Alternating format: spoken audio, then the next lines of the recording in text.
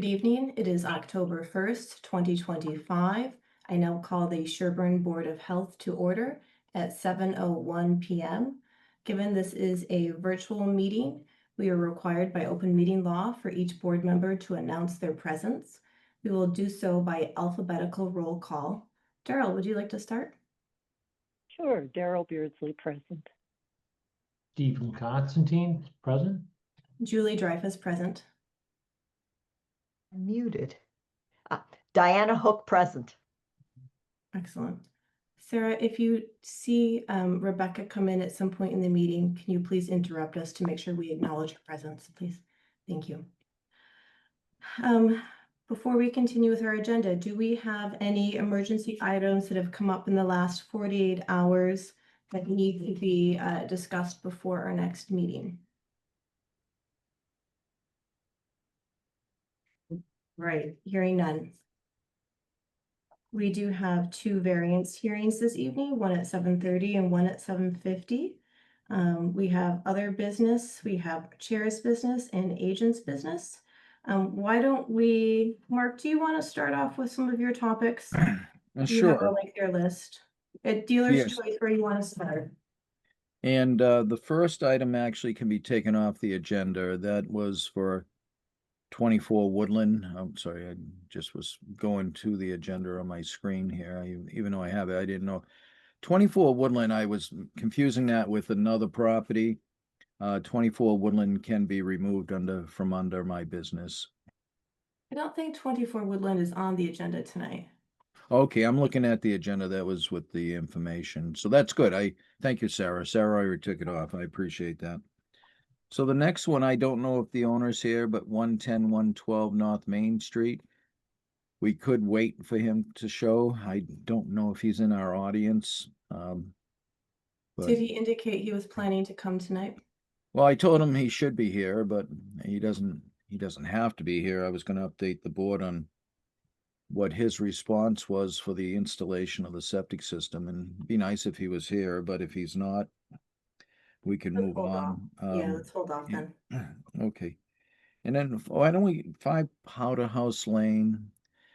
Maybe we could start from the bottom and go up. On 5 Powder House Lane, the board had approved waivers, and with the waivers, there was the discussion of the well being close to the on-site well being close to the on-site septic system.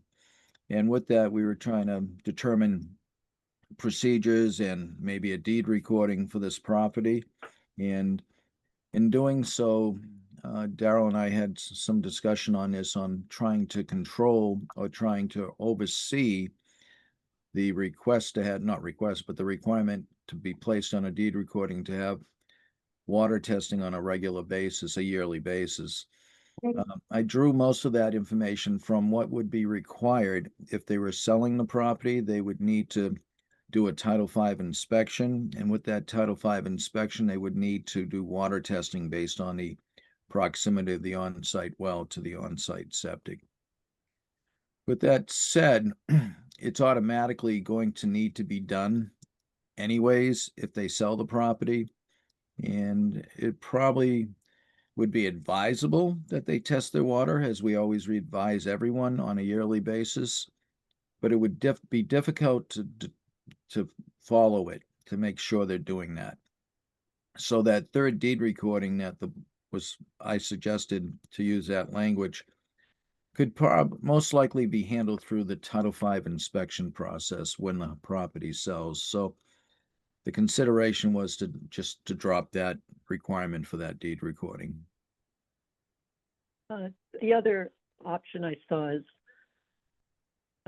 do we want to consider having a deed recording that recommends, given the reduced distance between the well and septic, that residents consider testing their water more frequently? And then we could still reference the section that you had, Mark. I'm forgetting what, 303 something. It's 300 something. 303C. Yeah. It was 303. Just to let them know that it is an atypical situation. Distance is not an absolute guarantee, especially with bedrock fractures when water moves quickly.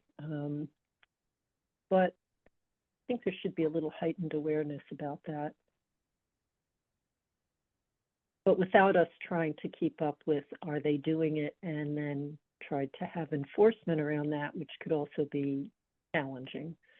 And then it becomes a hollow kind of a thing, as opposed to an advisory, which is really what we want. They know, and that they can test every month if they like, but just so that they know, a bit different than other properties. So the proposed change to the condition is to amend the deed recording from a requirement for annual testing in accordance with 15.303C to a recommendation. Is that correct? That's an option, or as Mark said, remove it. I'm a little more inclined to the educational value personally, but I don't know what others think about that. We also we also asked for testing before the COC is actually issued, right? You have to The check the certificate of completion, once the system is in, we asked for a water test as well, right? And then we asked that there be annual water tests done going forward after that. Sorry Is that correct, to Sarah? interrupt. You had asked me to interrupt when Rebecca was Oh. here. Perfect, thank you. Rebecca, could you just announce your presence for the Yes, recording? Rebecca Honeywell, I'm present. I would love to comment whenever I can. Sure, we're talking about 5 Potterhouse Lane. So and I'm sorry, I don't know what point you tuned into the conversation, Rebecca. Yeah, Sure. I've been here for a few minutes, so I was Okay. listening to the conversation. I think that as a board, our role as the Board of Health, because the DEP cannot give their input, we are more than advisory. We actually have a responsibility to the town to require testing because these are, I don't know what the use of this property will be, but I imagine that this is not just a single family home. This also has a potential for businesses, and it's in close proximity to businesses as well as homes. And we know that this location is historically challenging, and I think that we have a responsibility to the town to be a little bit more cautious because number one, they're asking for a variance, and we should be saying, I'm really sorry, these are our regs, you need to meet them, but because we don't want to make their property uninhabitable, we're considering it. But I think that in exchange for giving them a variance, I think that in return, they should be required to do testing and have a way to ensure that there's not a danger to the neighbors or the water table, because it's so high in this location. And this actually is our responsibility as a Board of Health. And that's what the state, makes very clear, that in the absence of DEP, we really are the ones who have to enforce regulations, and drinking water standards are directly affected by high groundwater. Unfortunately, I don't like enforcement either. And there was an expert consultant in the past on some completely unrelated case, but they were saying we can't regulate homeowners, so we have to put in to a place regulations that protect them from themselves, because some people just, nobody ever intends to endanger Excuse the me. groundwater, but it will make it easier for a potential problem to be identified. It will ensure safety and for the individual address as well as their abutters, and it will also help the Board of Health know if there's a problem that exceeds the problems that we already know exist here. This is not a location that had never had any problems in the past and has low risk. This, unfortunately, is in a region of town with existing challenges. And I think that it would behoove us to require testing at least on an annual basis, because there are some local businesses, including the Sherborn Inn, which is now Heritage, sorry. Riverside. Fireside. Change. It's called Fireside. Fireside. Oh yeah, now it's jeez, what fun. Anyway, the fireside. So I think it's our responsibility to be careful and cautious. And in the past, we didn't have guidance, and unfortunately, right now, we are paying for the price. We're paying the price for the lack of regulation, 50 years ago, and we're just trying to make up for lost time, but also be able to protect our natural resources and our groundwater that is shared by the whole town. So I personally would not think it would accomplish anything for us to be advisory. I think it will accomplish more if we require testing and have some kind of oversight, because even with the testing, we still don't have a lot of leverage for enforcement. But if we identify a problem, not only will we become more aware, but we can at that point become advisory. To clarify, this building is not a single-family residence. It is permitted use is for office space only. Yes, that's actually what I was saying. Is I believe these are businesses. These are not, if it were a single family home, the owner could say, I want to do this with my home and my family, my children, my risk. But if it's a location that is likely to be leased or rented space, the well isn't owned by the renters, and I wonder if we might be able to follow the lead of similar structures in other towns where the owner of the property and the renter or the leaser is not the same, because they have slightly different interests. Everybody has a shared interest, obviously, of having the water being safe. But I think there has to be a way to protect those the people who occupy in each unit in the building. And even if it was a renter of an apartment or versus a business, if the business ends up having a lot of serving people or meeting the criteria for a transient or semi-public water supply, then it may be desirable anyway to do the testing. But I believe that it would be wise for us to have annual testing. We know this is a challenging location, and I think we need to protect everybody's interests here. And that's why I think that's my opinion. Okay. Diana and or Steve, as we identify, I want to hear from you guys. So we are, the suggestion here is to potentially amend the one of the conditions of approval, right, from required to advised. Continuing, I believe we're saying to continue to require that testing be done on the well prior to the certificate of completion being issued.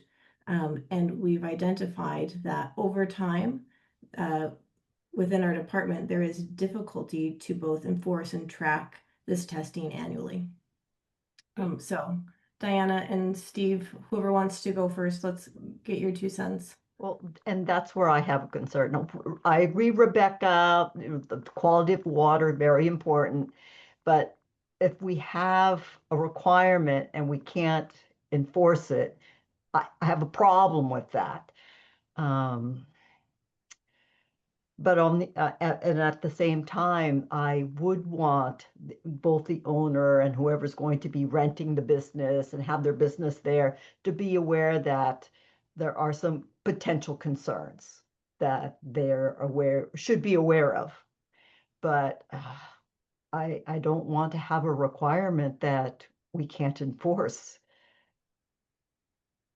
When you say we can't, what sometimes compensatory measures can be taken. For example, if it's a office or a business, they can provide bottled water for drinking, and that will be something that could be done that would protect somebody drinking water.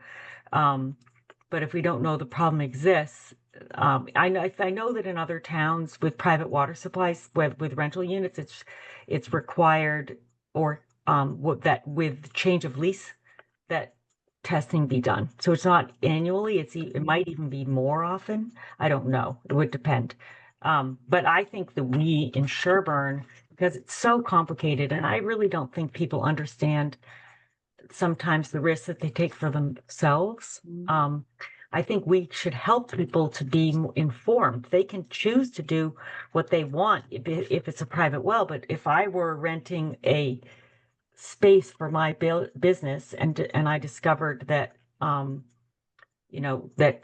there might be a problem, I think I would ask the owner to do something, or I could have an agreement with the owner about that. But if I don't, if something were to happen and somebody's contaminated, it becomes really challenging for the renter, or if there's no town backup. That's what the rules serve in other towns. The DEP gives backup to the individual who got, had some perceived risk, and then each case is obviously taken care of on an individual basis. But I know that in other private water supplies, in other towns, there are requirements for testing with changes of lease. And we have something similar when we sell properties, when we test the water.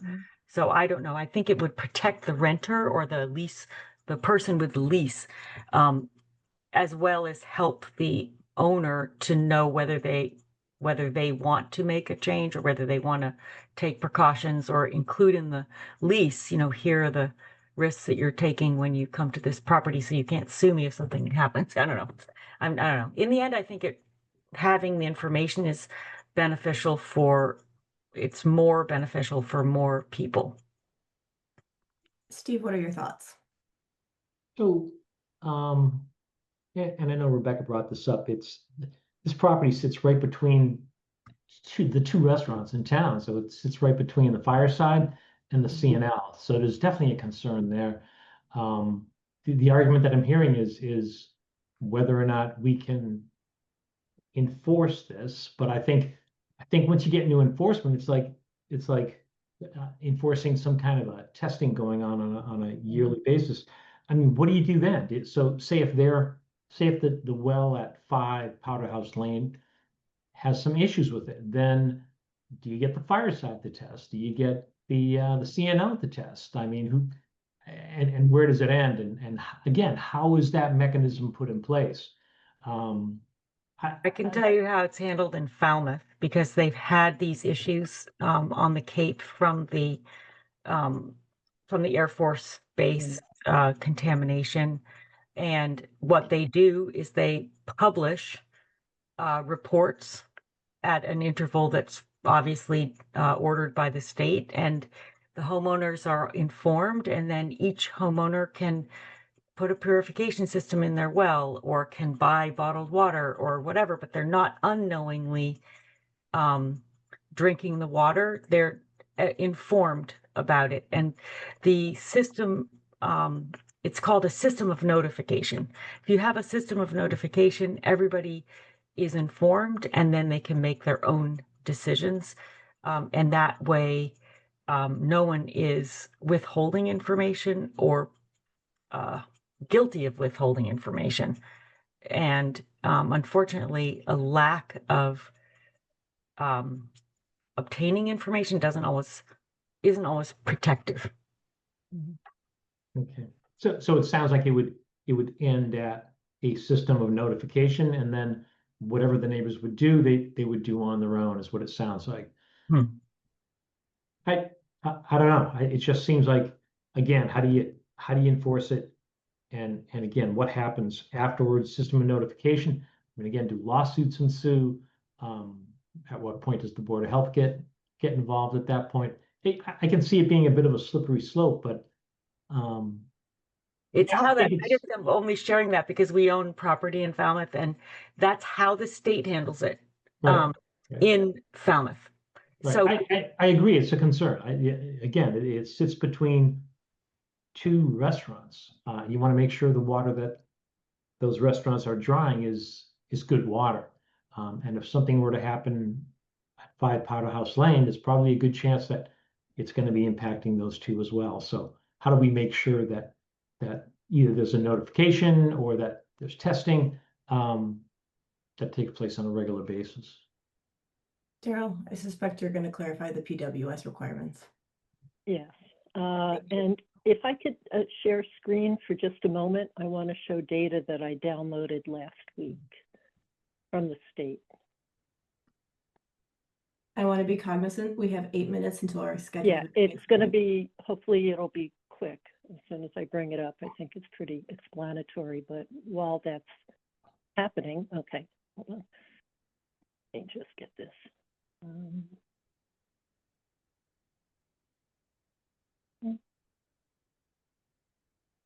So you, in addition to this data, are you also going to clarify that the 2 restaurants Yes. are public? Okay, I just want to make sure we have that. All right, are you seeing data just before I move on to explaining a little bit here? Not yet. Not yet. Not yet? There you Oh, go. there we It says go. I'm screen sharing. Okay. All right. I just was looking at nitrate levels. So there are more chemicals possible to look at, but these are some of the things that are, downtown. You'll recognize Unitarian Church, Pine Hill, Fisk, Anamosha. I always forget which. I think that's the That's where CNL. Pine Hill Pharmacy is. No, Right? Is that right? Motia is CNL. Mm. Oh, okay. Okay. I knew it was one of those. Next one. And oh yeah, Sherborn Plaza. Okay. So downtown has lots of public water supplies that are required to monthly, quarterly, semi-annually, annually, and triennially, and then some other schedules, depending on what they found in the past, different parameters of the water. Nitrate is one that's done very routinely. So there is information out there. This particular location is a little bit different because it's a separate building and there's not the population that triggers the public water supply threshold. So in terms of how others are protected, they're in pretty good shape in that downtown area. But I think, again, I think it's difficult for us to try to oversee that. The state has an enormous program. The notifications you're getting in Falmouth are related to having a public water supply that's following DEP directions that say every year you have to tell people that you're serving what they're getting, and that would apply to Anamosha. So for, or however you say it, Motia, if when they test the water, they're supposed to notify the other businesses that are also being supplied off of that, besides, CNL Frosty and then the wine and spirits shop and whatever else is there, the bank. So another approach might be here is it's still a private water supply. We certainly encourage anybody to test. And there's never a restriction on how often people test if they're concerned about their water. The interesting issue is, might someone come into that building and not realize that Sherborn doesn't have a big municipal water supply? And so that might involve outreach. One path could be outreach from us to try to educate people in town in general who may not live in town also, and then they would already know the situation, about their ability to ask someone for the latest test evaluation of the water from their landlord. So that, I think, could be an option. And then in the meantime, again, the intent was not to move away from the recommendation that the testing be done and strongly advise folks to do it. It's just to pass it on in that manner and hope that they will be concerned enough, and also the test methods that were referenced the last time are not enormously expensive. It does take some time just to gather it and deliver it to a lab, or have a lab come and pick it up, but they're not the most difficult ones. All right, And this kind of information can be useful to anyone who's downtown. And it's on the DEP website. We have 3 minutes before our variance hearing. We can either have a motion and see what happens, or we can continue this discussion after our variance hearings, but I would want to make sure we stay in time for those. What I'm hearing generally across at least 4 members of the board that we're concerned about creating a requirement that we cannot reliably enforce. Am I accurate with that? But each and every one of us agrees that people should be made aware that the septic system for this property is closer to the well than what is permitted under Title V, right? And that there is a risk inherent to that. And then it's just, what do we do with this? I'm going to go, because I'm trying to be efficient today, I'm going to go ahead and make a motion, and we can go with that. So I'm going to move that we amend the conditional requirement of release for the approved plan for 5 Powder House Lane, that rather than requiring an annual water quality test to be sent to our department, that the deed recording reflect the strong recommendation that an annual water quality test be performed by the property owner. I'll take friendly amendments to that. I'll make a friendly amendment that we indicate why we are making that recommendation. It's because of the proximity of the well to the septic system. Closer than standard, or however we want to express that. And Less that's than the why you want to required. loosen the regulations? Because it's closer? Can you clarify that for me? The waiver that was granted was for the fact that the septic system is the leaching field was less than the required 100 feet under Title V. And that's why you want to loosen the regulations, is what you're saying. No, we granted a waiver already. And so part of what we were building into the approval was a deed restriction as a tool to notify the property owner that this is the case for this property. And But we were you're asking taking them to away the requirement, so that loosens the regulations, right? When you take away a requirement, it makes the regulations looser.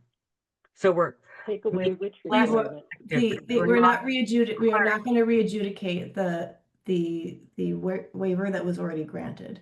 We are re-adjudicating the condition for release of the permit. I want to make sure we're clear on what we're doing here.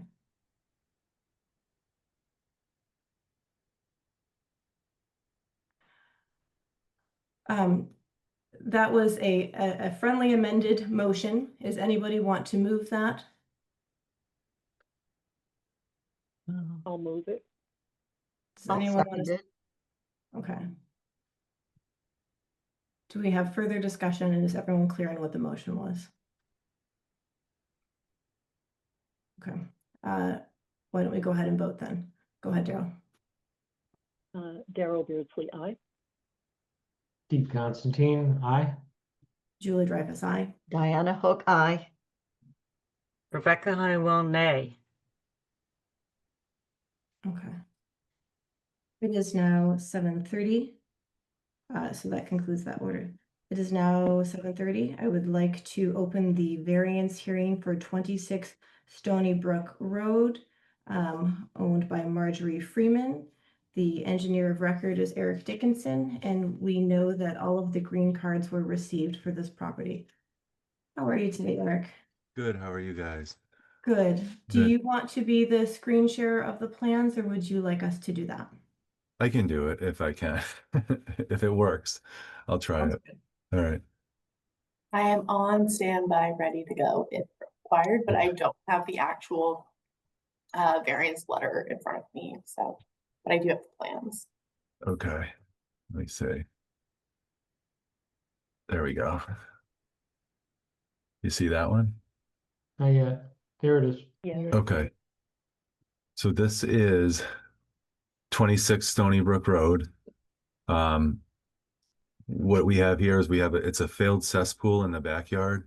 It is in pretty bad condition when Mark and I were out there, and even before that, when I met the client, it was overtopping and spilling down the hill here. It's a pretty large property. It's about 3.2 acres. It's all wooded back here. There's a pretty good slope in the back. The on-site well is in the front. The abutting well for 30 Stony Brook is down here. And then 24 Stony Brook is here. We have uphill on all of them. So it's the 125-foot radius, which I met. I did the testing down here. The groundwater was roughly 36 inches,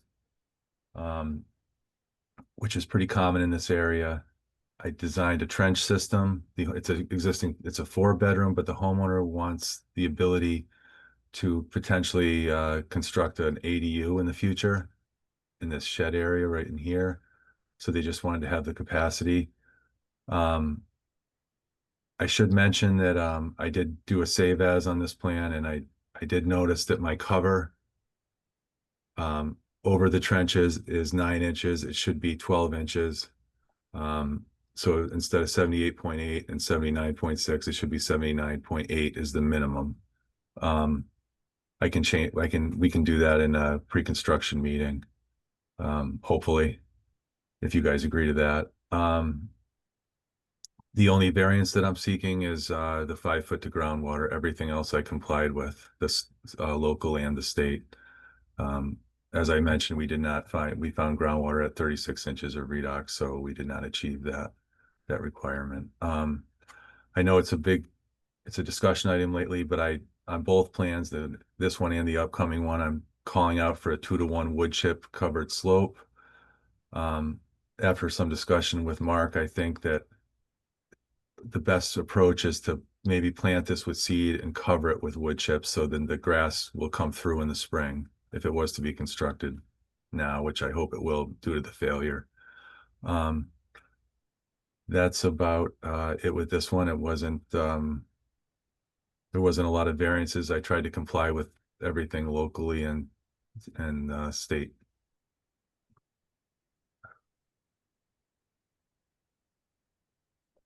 Any Okay, question? you have addressed really, again, the constraints of the site Yes. are make it tricky to site a system, so this looks reasonable.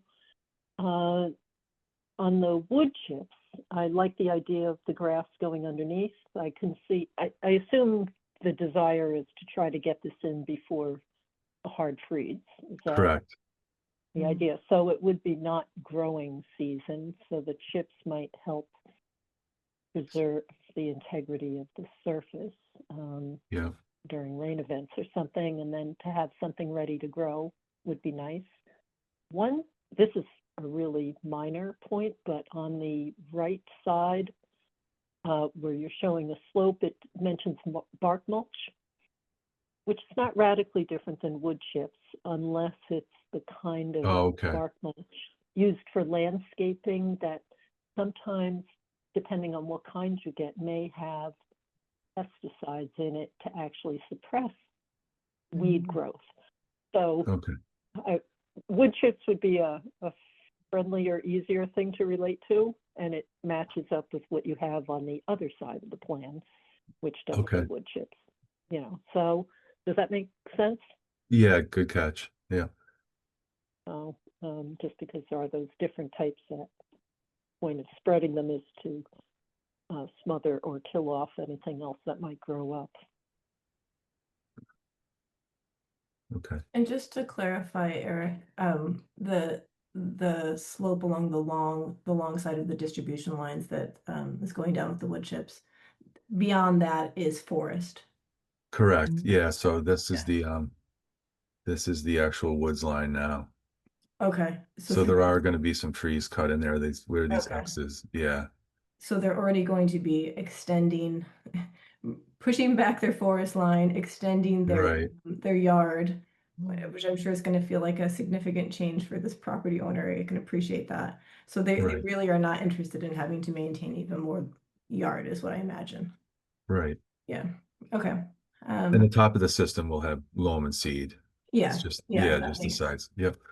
that makes complete sense to me. But there's kind of this buffer area where if, you know, some goldenrod and other stuff were to come in, they would be fine with that. Right. Okay. I don't have, you've already addressed all of the questions, concerns that I had. Let's go to other members of the board. Rebecca? Questions, concerns? I don't have any other comments. Thank you. Diana? No, yeah, the explanation covered the points. I had questions. No. Awesome. Steve? The only question I had is because it's 36 inches, and this is a conventional system, it's not any kind of an innovative system. Right. Would it make sense to, if you're gonna include the ADU, would it make sense to maybe go for an innovative system? Since you're adding? Um, I maintain the separation to groundwater, like, the 5 feet. So if I was to ask for the waiver to the local requirement and go to 4, I could see that. Um, I feel like this protection, the 5 feet plus with the trenches, I think it's more than adequate to protect the groundwater. If you'd like me to, then, of course I could. There's 5 feet maintained below the bottom of the system. I would agree that that is adequate. Unless anyone else has strong opinions. Is the homeowner here and having any Yes, questions? she is. Sorry, I'm having trouble finding. I don't know if there's any abutters though. That would, We'll first go to the homeowner and then we'll check Sure. in for butters. Ms. Freeman, do you have any questions or concerns? Yeah, I'm actually the daughter of the Oh. homeowner. It's my mother's house. She's unable to attend. Sorry, I was a little bit late. So the question was whether or not it's adequate, the 5 feet. No, I think we've resolved that. I think we're just turning as a matter of process. Whenever we have a variance hearing, we also go to the homeowner to see if you have any questions for us or concerns. And then we also turn to any abutters to see if they have questions or concerns. So it's just checking in with you to see if you have anything you want to ask or any comments. Any questions or concerns? And yeah, I was looking to see if there were any abutters here. All right. Are there any abutters to the property who have questions or concerns? You can raise your virtual hand or your real hand. We'll try to catch both. I'm not seeing anyone. Am I missing it, guys? Okay. In that case, why don't we move on to variances? We only have one. So do I have a motion to approve a variance to section 8.02, which is now recodified as 305-1.8B, to allow the SAS to be in an area with less than 5 feet of natural grade above high groundwater? So moved. So moved. Oh, second, Hearing no further discussion? Darrell Constantine? Beardsley, aye. Oh, sorry, Steve Constantine, aye. Julie Dreyfus, aye. Diana Hook, aye. Rebecca Honeywell, nay. And that is the only variance request, correct? Yes. So we will now close the hearing, and Mark, are the plans ready for approval? yes, they are ready for approval with the minor changes noted on the cover and with the deed recording for the prohibition of the garbage grinder. Okay. Thank you. So do I have a motion to approve the plan conditional to two conditions? One, a deed restriction for a garbage grinder prohibition. And two, an update to the plan to reflect that the cover over the distribution lines will be a minimum of 12 inches and a maximum of 24 inches. And I'm trying to remember which that is in accordance with 8.03, which I believe is 305-1.8C under the new recodified. Did that make sense to everyone else? And that bark mulch changes to wood chips. Oh, okay. And I'm going to add a third condition that the slope reflect that it will be wood chips, not bark mulch. Called on the plan. Does that make, Eric, I think it's most So important moved. that you follow this, Eric, so I think. Yes, I do. Okay, Yes, yeah. bark mulch up here and wood chips down here. Yeah. We want to make sure it's wood chips throughout. The danger of save as. All right. Yeah. Those are the three conditions. Does anyone need that repeated? Sorry, it was choppy. No. No. Do I have? I have a question quickly. So what is it about the grinder, we can't have a disposal? Is that what I'm hearing? That's correct. Okay. The system has not been designed with the 50% increase in flow for our garbage Yeah. grinder. Okay, that makes sense. And then quickly also, so if the project, in terms of we need to have grass on top of it, what if it's too late in the season for grass to grow? Mark, I'll let you address that. Yes, that's allowed to wait for the winter to go by, and then in the spring, summer, even fall when the grass is growing, we can go back out. So if they install your septic system and the grass, mature vegetation's not in place, we can sign off a certificate of compliance conditional to mature growth of vegetation. So that does happen often in the winter time, so that you would still be allowed to move forward. Okay, perfect. Thank you very much. You're welcome. Did we have a motion and a second? Yes, so moved. Seconded. Further discussion? Hearing none. Steve Carol Constantine, aye. Beardsley, aye. Oops. Sorry. We'll go alphabetical. Daryl, I. Steve, I. Julie Dreyfus, I. Diana Hook, aye. Rebecca Honeywell, aye. All right. Good luck, Miss Freeman. Thank you, Eric. Thank you. Thank you so And much, Eric, I think- everybody. Good to see you, Eric. I'll see you in a minute. And so Eric, you get a 5-minute break, 6-minute break, and then we'll see you Okay. again soon. All right. Thank you. Yeah. Mark, do we have anything? Maybe Daryl, do you want to do under chair's business updates to the public health nurse services? Can that be done in 6 minutes? You could do that. Let's do it. Just pull up my notes on that. But I don't need this screen for it. I'll just read. I'm sorry? I think Daryl's just trying to Okay. pull up Oh. something for herself. Yeah, That's all. I just have notes from Ah. Gail. So the public health nurse just wanted to provide us with some information about what's been going on more recently. She was hoping to be able to make the meeting this evening, but she did have another commitment, so she did not. So she describes, of course, that in general, her work is focusing on supporting people's access to care and helping them help link any residents who might be at risk for chronic disease, disability, or other poor outcomes due to various conditions, that they are on the right track for getting help. So one way she's been addressing this is by working with the school, various schools' nursing staff. So she's also serving as the public health nurse for Dover. So that means she's working both with Pine Hill and then with the Chickering School in Dover, and then our combined schools at the middle and high school level. And for example, something recently was that she coordinated health resources for an international student who needed some primary care. I know that she, in general, has also been helping people find primary care physicians, which has become more complicated lately. So that's something that she's been working on for a while. And this situation was a bit different. She's also worked with the Parks and Recreation Department to further identify AEDs in Sherborn. There is an app that one can have for their phone to be able to know where the nearest AED is in an emergency.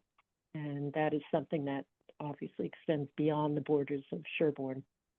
But she has been mapping, and I believe has completed mapping the AEDs in town, or in both towns, in Dover and Sherborn. Part of that was helped by, I believe, the fire department.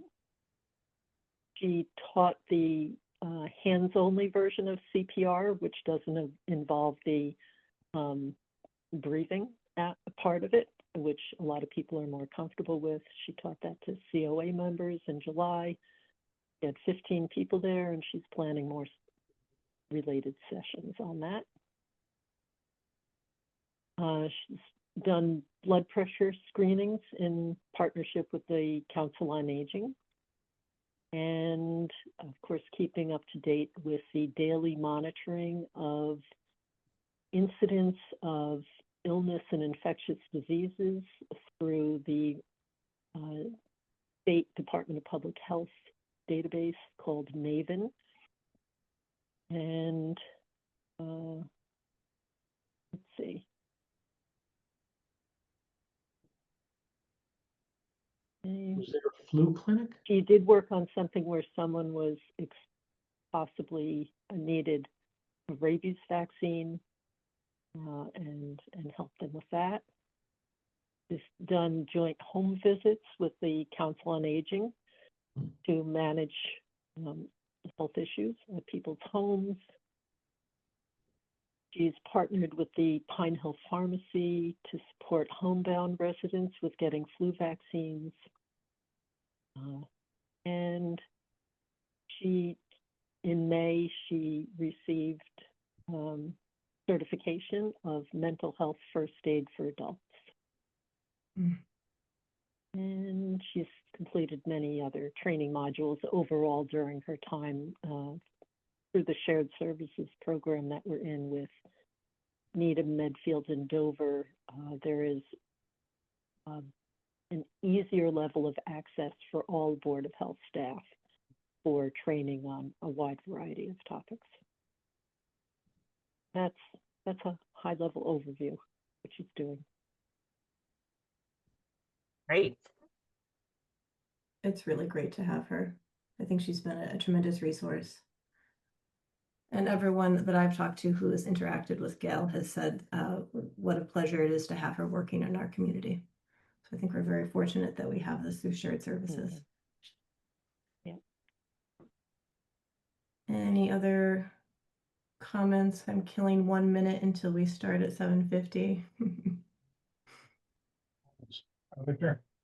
No, we'll just count our fingers. All right, 7:50. All right, and I think make sure we have Eric back. I am here. Okay, wonderful, thank you. Okay, so it is now 7:50. I will open the variance hearing for 35 Nason Hill Road. The engineer of record is Eric Dickinson, and I can confirm that we have all of the green cards for this hearing. And Eric, again, you want to share your screen? Yes, please. Wonderful. I'll let you introduce it.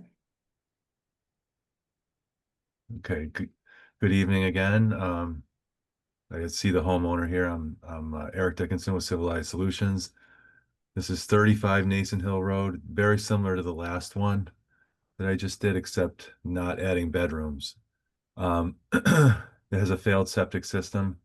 This is a traditional system. It's a tank with a leach field over in this area. These is very large property, 4.05 acres. So the only well is the on-site well within 200 feet. There is a slope, pretty good slope in back here. And then it's wooded all along this area, which I did not show the line for it, but it's heavily wooded in the back between this property and the next property. Did my testing here. Very similar results as the last project, redox at 36 inches, about 3 feet. Did a standard trench system. Again, I did the wood chip side slope with the little almond seed on top. The only variance with this one is the same as the last. I did not find, we found groundwater within 5 feet. That's the only, that's about it. This one, it looks like I did it right, though. I have wood chips up here and then wood chips down here. So, that's about all. And I see the homeowner is on. So, Why don't we go to the board and then we'll go to the homeowner and abutters. okay. So I will start. I think the same as the last, perhaps this is another issue save. If we go to the system profile, it looks like it is calling for a minimum of 9 inches of cover and a maximum of 36. Again, our regulations are a minimum of 12 and a maximum of 24. So I would suggest a condition of approval would be for that to be updated to reflect the regulation 8.03, 8.0 subsection 3, which we're trying to, if you can tell, Eric, we're trying to incorporate our new recodified so that it's Yes. 305-1.8C. This And- only matters for minutes. Don't worry to anyone. No, it's, thank you. And listening. the 9 and 36, just so everyone knows, is the Title V standard. Okay. So that's why I'm just, yeah. So it's not the local. But we have private wells and Right. private well and a private septic, and you know that. I know. I know. I just, That's okay. That was my only comment. How about we go to other members of the board's questions, comments? It's a pretty standard system. Can I clarify your question? You're saying that you would like to have him increase the cover to meet our regulations. Is that what you just said? So this is, I think, what Eric had said from the last, is this was just he had saved it. So the Title V is a minimum of 9 inches of cover over the distribution lines and a maximum of 36.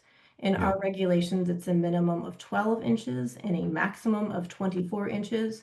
And so when we've seen this on a plan in the past, and we've certainly seen this by other engineers, a condition of approval is that the plan be updated to reflect the minimum and maximum under local regulations. Okay. It's just a small update to the plan. Yep. Thank you. I'd say again, that this looks reasonable, and frankly, that the land is dropping off suggests to me that there's not going to be location on the property that would offer greater naturally deposited soil depth above groundwater. Right. Any other board members have questions or comments? See none. Let's go to the homeowner. Mr. Morse, do you have any questions or comments? Yeah, it's actually my mother, once again, 94-year-old Carol Morse, who my parents actually built this house in 67. So the system made it 58 years. Appreciate you guys. And just a shout out to Jean, who, works in the office. She's been great to deal with. We'll make sure we tell. Thank you. We agree, she's great. Are there any abutters to 35 Nason Hill who have questions or comments? You can raise your virtual hand or your real hand. I don't think that there are any abutters here. Don't know that though. All right, why don't we move to the variances? There's only one. Do I have a motion to approve a variance to section 8.02, which is now recodified as 305-1.8B, to allow the SAS to be in an area with less than 5 feet of natural grade above high groundwater? So moved. Seconded. Hearing no further discussion. Steve Carol Constantine, Beardsley, aye. aye. Sorry. We'll get it by the end. Yeah. Daryl, aye. Steve, aye. Julie Dreyfus, aye. Diana Hook, aye. Rebecca Honeywell, aye. All right. And with that, I will close the variance hearing for 35 Nason Hill. Mark, are the plans ready for approval? Yes, they are, with the noted minor modification on the cover material and with the requirement for a deed recording in respect to the prohibition of a garbage grinder. All right. Okay, thank you.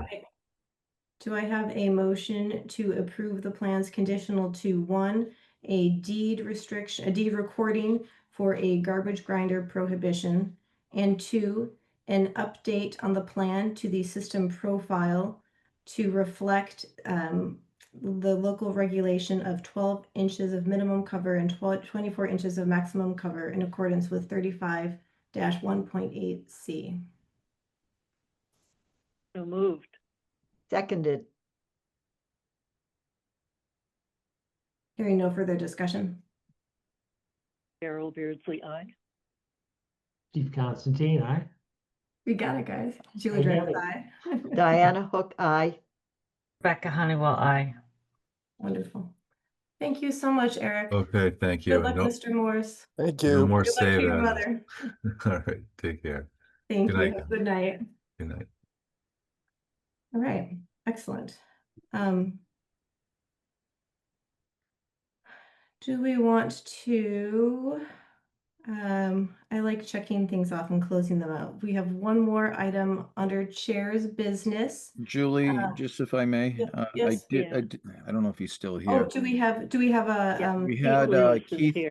Lewis is here. Oh, He was perfect. here to overview or to listen to the discussion of the Board of Health's overview of 81 Prospect Street. Oh, wonderful. Let's go to that. Go ahead, Mark. Do you want to lead us off?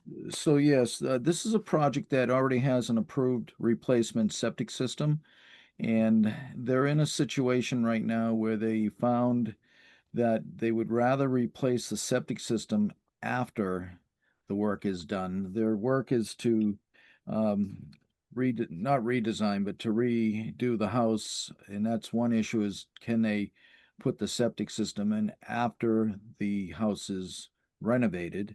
And in most cases, in all cases so far, the board has not allowed that. But in respect to the request, and since the house will not be occupied while this construction is going on, they found an issue with the foundation. So they're looking possibly now at demolition reconstruction.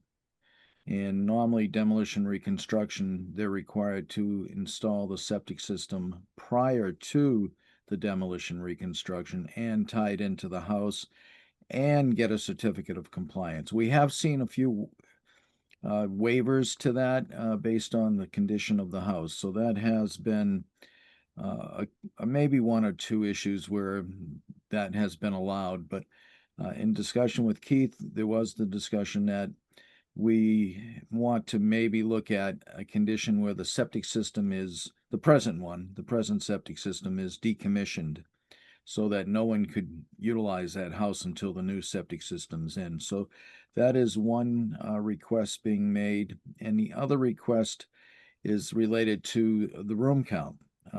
They are planning a room in the basement that's a playroom. And the playroom, I think it's a playroom, it has a bathroom within it, a full bathroom. I did suggest to them that a half bathroom is a possibility, and that will resolve the concern of that room being used as a master bedroom. So that was the other one. And Keith, were there any others that you would like to discuss with the board tonight? Well, they're both of those topics, yes. So just to clarify to the board, the sad reality is that the house has no footing under the foundation on the backside. So salvaging it unfortunately, which was one of the main priorities, is no longer feasible. So this is unrelated, but the house was also in non-conformance in the setback to the west side of the property. So we figured we'd take the opportunity because there's enough space. We are in the process of moving the new structure that we're going to build in the same relative footprint out of the setback. So it's then in compliance. And in addition to that, there's if I could share my screen, if you don't mind, would that be okay? there's I've already talked to the engineer about changing the location of the tanks. Because the reason they exist in the place they do now is where the old line left the building that was carrying all the bathroom waste. Which there was an existing bathroom at the basement level. So that system has a pump chamber that now will have to pump it uphill to the new leach field. But now that we're building a new house and moving it over, we have the opportunity to move the tanks to an appropriate location and put the line from the new house in an appropriate location where we can send it to gravity in a better design. So that's what we're requesting the permission to demolish the existing system so it can't be used, so that we can go through the process safely of building the entire structure, finishing it, and then putting the septic in after, so we don't have vehicles, construction activity driving over the leach field. And Okay, that's what I was just going to ask you, is when you were finished, because the one other time that stands out in my mind is when a house is being renovated and the septic wasn't done first. It was because if they did the septic first, it would have been driven over by heavy equipment and all the rest, and that could have compromised the integrity of the system. So that is consistent. I'm not sure, this is the existing, and then the other plan was the new? Or... So this is the existing plan right now. Yeah. And then there was a previously approved design from back in 2024. And so the new system, as you can see, the tanks are located in where the line was leaving the house, which is downgrade from the leach field. So everything was going to have to get pumped up. Mm-hmm. And now we can still leave the leach field where it's designed and where it belongs, but we can move the tanks westward and change where the line comes out of the house so that it's a better system, that it will function better without the need for the pumps. That's the goal. That would have to be redesigned, but that would make sense if you can do that. Just We've have your already- engineer redesign it. We've Mr. already, I'm sorry. Sorry. I was just gonna make sure this is the right plan you wanted to show, correct? Yes, for visual purposes. Right, we do often like to see gravity-fed systems because in power outages, at least, things will still function to some degree. Yeah. So this particular project, as some of you may know, is a net zero ready, designed to passive house standards. We are building this house from a place of resiliency so that when the power does go out, it continues to function just as it should, which is, exciting and why we're asking for permission, so we can take some of these opportunities to change how you would do things typically and allow us to demolish the system so we can at least take the house down and start the process of moving the building and going through Conservation Commission, et cetera, et cetera. This makes And complete does it sense to me. say that the shed is going to be repaired? Yeah, so, well, I'm gonna take a moment here and introduce you, Matt Genays, who's the architect, who's the sharing the screen right now. The discussion about room count has come up in this process when reviewing these plans for permit. And we just wanted to talk about the room count, or how the board sees the room count. Well, nice to see everyone. My name is Matt Genays. I'm one of the architects and project managers at ZED. And we do have an updated plan, so if I'm able to share my screen, is that possible? Sure, go ahead. Yes, I'm sorry, I thought you wanted to share and couldn't, that's why I started sharing.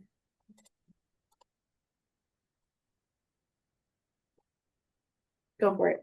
Thank you.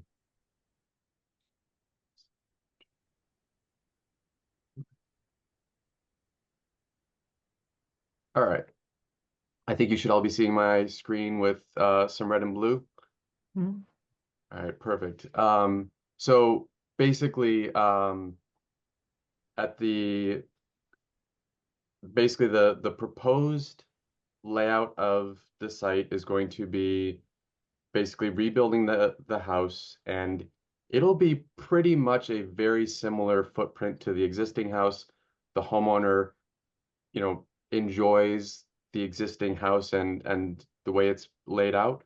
We are making adjustments to the basement, given that we now don't have to deal with existing foundations and posts and things like that. The existing shed is going to be left as is for the time being. We might put a new roof on it to stop a leak, but otherwise it's just going to sit there.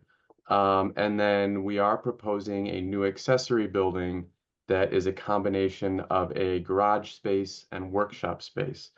And so for this, informal discussion with you, we wanted to be sure that we understood how the board was looking at room count, both total rooms as well as bedrooms, mainly so that we don't go too much further before we are in front of you officially, so that we can kind of have a smooth sailing as much as possible. So thank you for your time, first of all. And then, so the existing house is these two drawings above. And so we have a total of seven existing rooms and 3 existing bedrooms. The prior septic system that was approved in August of 2024 was approved for um, nine maximum rooms and 4 bedrooms. And so that is the septic plan that we will be updating with, as Keith mentioned, those relocated tanks, removal of the pump chamber, et cetera. So that would be forthcoming. The critical item to discuss with you this evening is the proposed changes to the house layout, where you will notice that the grade level, in essence, the first floor, is very, very similar. We have 3 existing bedrooms, 3 existing bedrooms. We have an existing great room. We have a new great room. We had an existing foyer / living room, and we now have a dedicated living room. Instead of a 2-car garage, we now have a mudroom and a 1-car garage. On the lower level, this is the existing floor plan that was previously reviewed for the prior septic system. And you'll see that we had a playroom that had a bathroom directly off of it. And then we had an unfinished workshop space, as well as a whole bunch of different mechanical rooms. I'll leave it this way. In the new plan, we have basically the stairs coming down, and then the homeowner really wants just open space. That's what they're looking for. So we have a mechanical room tucked into the corner, the battery room also tucked into a corner, the bathroom, which is basically directly off the stair, and then we have the playroom that's been relocated, and an outdoor gear storage and workroom. So this family it's a large piece of property, and this family is lives outdoors as much as they live indoors. So this would be bikes and kayaks and all the assorted accompaniment. And so that gets us, in terms of the house, as we interpret it, 7 total rooms and 3 bedrooms. And then the new accessory building that will get permitted separately just based on the phasing of the project, but we will want your approval of this simultaneously so that we don't start building a house and then don't get the accessory building approved, is on it's basically a 2-story structure where on the first floor we have a drive-through garage space and a workshop space that does have a mechanical room and a bathroom. And then on the second floor is a dedicated workshop space. So our interpretation of Sherborn's regulations, as well as Massachusetts regulations of the definition of bedrooms and things like that, is that this accessory building paired with the house gets us 9 total rooms and 4 bedrooms, even though this workshop isn't a bedroom. It's a second floor room, which per Sherborn counts as a bedroom. So in that scenario, that previously approved septic system of August of 2024, excuse me, meets that 9 total room and 4 bedroom count. And we would look for sort of a discussion now to hear where you do or do not agree so that we can proceed accordingly. If I may, the plans I reviewed on the building application are a little different in respect to the bathroom location on the basement level of the existing house. So these are modified from that review I did? Correct, Mark. Yes. Okay, thank you. I said, well, you made the change. I just didn't realize you had has that been submitted to the building application yet? It is not. So the drawings Okay. that you were previously looking at were under the assumption that we were still using the existing foundation and the majority of the existing house. And once we realized we don't actually have a foundation, we just kind of have concrete walls. We have now gone, okay, here's a brand new house. And yes, these have not been submitted Okay. to any department officially yet. Thank you. I just want to make sure. I said, well, it seems you made the change to get the bathroom in the hallway, so thank you. Yeah, we really appreciated your prior feedback. I had myself on mute. Let's start with, let's go to the accessory building. We'll start there. So to clarify, I see the garage space is conditioned, but the workshop space, will that be finished and conditioned? It will be conditioned. Finished, I think, is in the eye of the beholder. It'll just be the concrete slab and the interior walls. Some will have plywood, some will have plasterboard, but it is a dedicated workshop space. And you said with HVAC? Correct, yes. Okay. Okay. That building will get very similar treatment as the house in energy efficiency. So when we do submit, there will be full detailed plans to go to Chris, and so we understand what we have to do for that building as well if we condition it. And if I can just interject, you will need, and we'll go back to the main question, but you will need to have the septic design show septic flow from this building to the septic system, since that was not proposed in the original septic plan. Yes, which is precisely why we've already agreed to go back to Dan McIntyre to relocate the tanks with the intention of connecting that building as well. So we're going to resubmit new drawings and go through the process. We just wanted to make sure that we're coming to you with all the correct information before we go too far. I'll say that I'm impressed by the eye wash and safety shower. Yeah. It's nice to see, yeah, with the workshop. But since you mentioned, so oftentimes when there is a room that does offer privacy that's connected to a full bath exclusively, we would count that as a bedroom, but I think you mentioned that it's going to be a concrete floor, so it's not going to be finished like a regular interior space. Is that correct?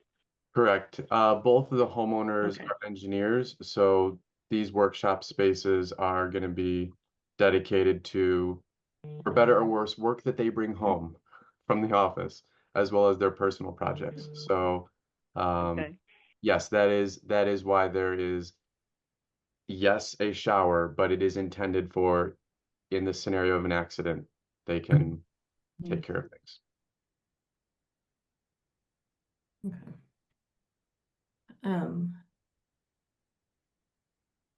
All right.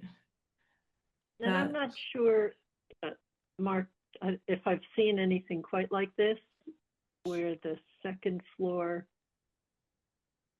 could be a bedroom, but it's not really above a standard first floor space, more like something over a garage. I agree. I think we may have looked at something like this on Bullard, on the campus that we looked at there with the 3 buildings. Where actually, even though the definition says any room over the first floor, this isn't your common household, where, in my view, I would flip-flop the concern and say that maybe the base level floor, first floor plan could be used as, a bedroom. If someone was to say, I want this whole room as my bedroom and I have a full bath right off it. But that's why it's up for discussion tonight, because it is unique. I don't think we've seen something like this in my time. If it makes you feel any better, I also have not designed something like this before, so it's been a fun challenge. I mean, maybe that would be addressed through a deed restriction of will not be counted as a bedroom unless it's finished. All surfaces are finished. And that would be Again, we don't consider concrete finished, just for basements in general. As a clarification, that second floor workshop, that would be like a rubber floor that you might see in schools, plus plasterboard. That's considered more of a clean room type workshop. So that's why it's got the doors versus the more dusty, dirty first floor workshop space. So just clarifying that there is that second floor workshop would definitely read as finished. Okay.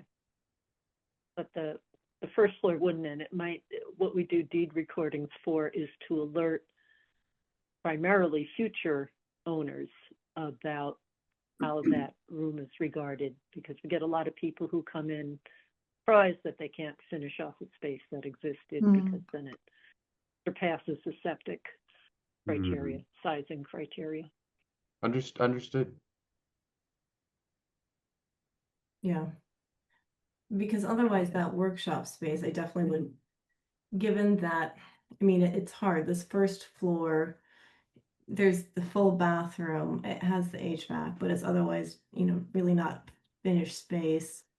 Normally, we would say if there is a second floor room that is only accessible through unconditioned, unfinished space, it doesn't count as a bedroom. And so this is like in such a gray in-between area that I've never seen. It is tricky.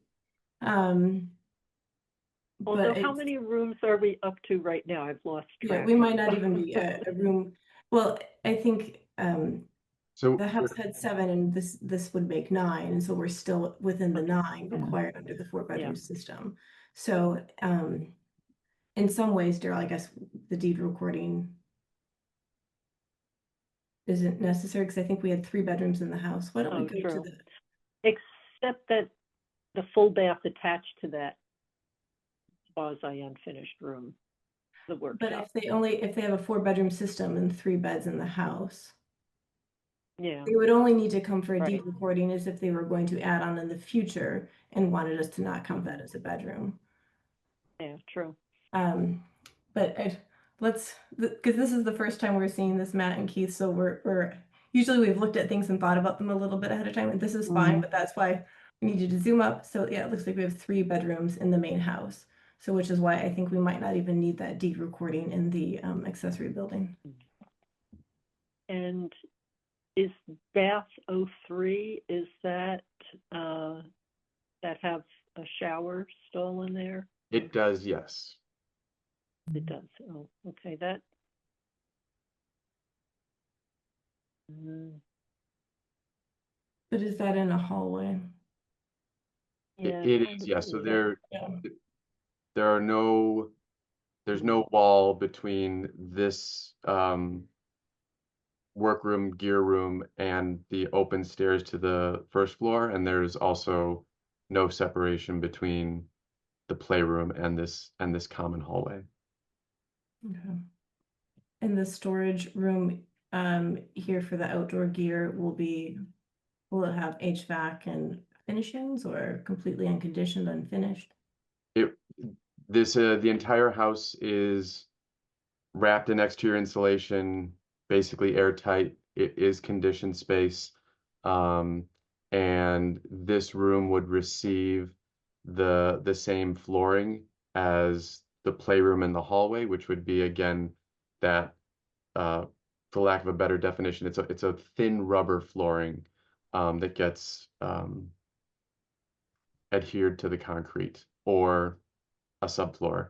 But the mechanical room, the battery room, those would just be the slab.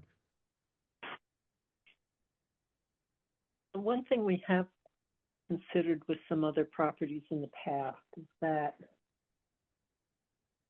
whether this would be viewed as a suite, very large one, but we have had bedroom primary suites where you have a sitting area flowing into the bedroom area. So this is big for that, but if there's a door, say at the top of the stairs, then this could be a separate area. That bath could trigger that.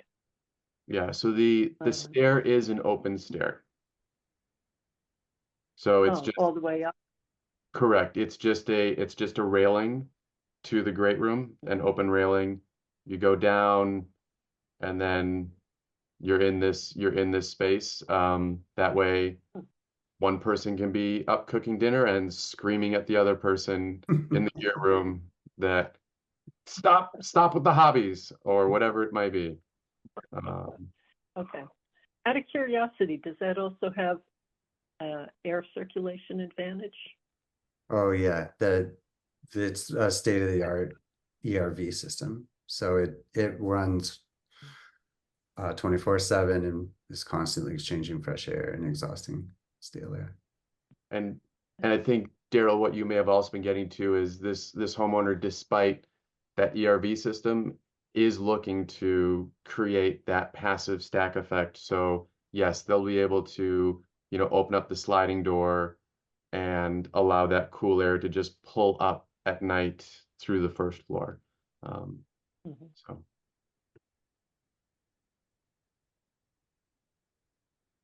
We did a little something like that on our house. That's why I thought of it. Mm-hmm. Yeah, and the battery room, that is something that's also keeps the house functioning for the few times we lose power in town. Okay. Okay, that then would negate, for me, the possible in-law suite or primary suite, whatever. Okay. Do other board members have questions, clarifying questions?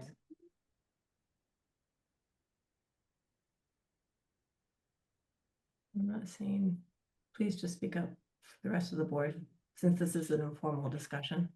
Well, I did have a question about the accessory, and just for my mind to clarify, on the second floor, you have what, double doors opening up to nothing? Yeah, yes, since these are just sort of diagrams, there will be a gantry crane. So basically a rail that runs from the ceiling of this space over to the ceiling of the workshop space so that they can move heavy objects from grade up to the second floor. So there would be a safety railing here. And so when they want to operate the crane, open up the doors, move things in. Once they're in, close the doors, because this is a separately conditioned space compared to the workshop space. So that is what the doors that look like a death trap currently. I just thought that was an interesting design, but thank you. It is an interesting design.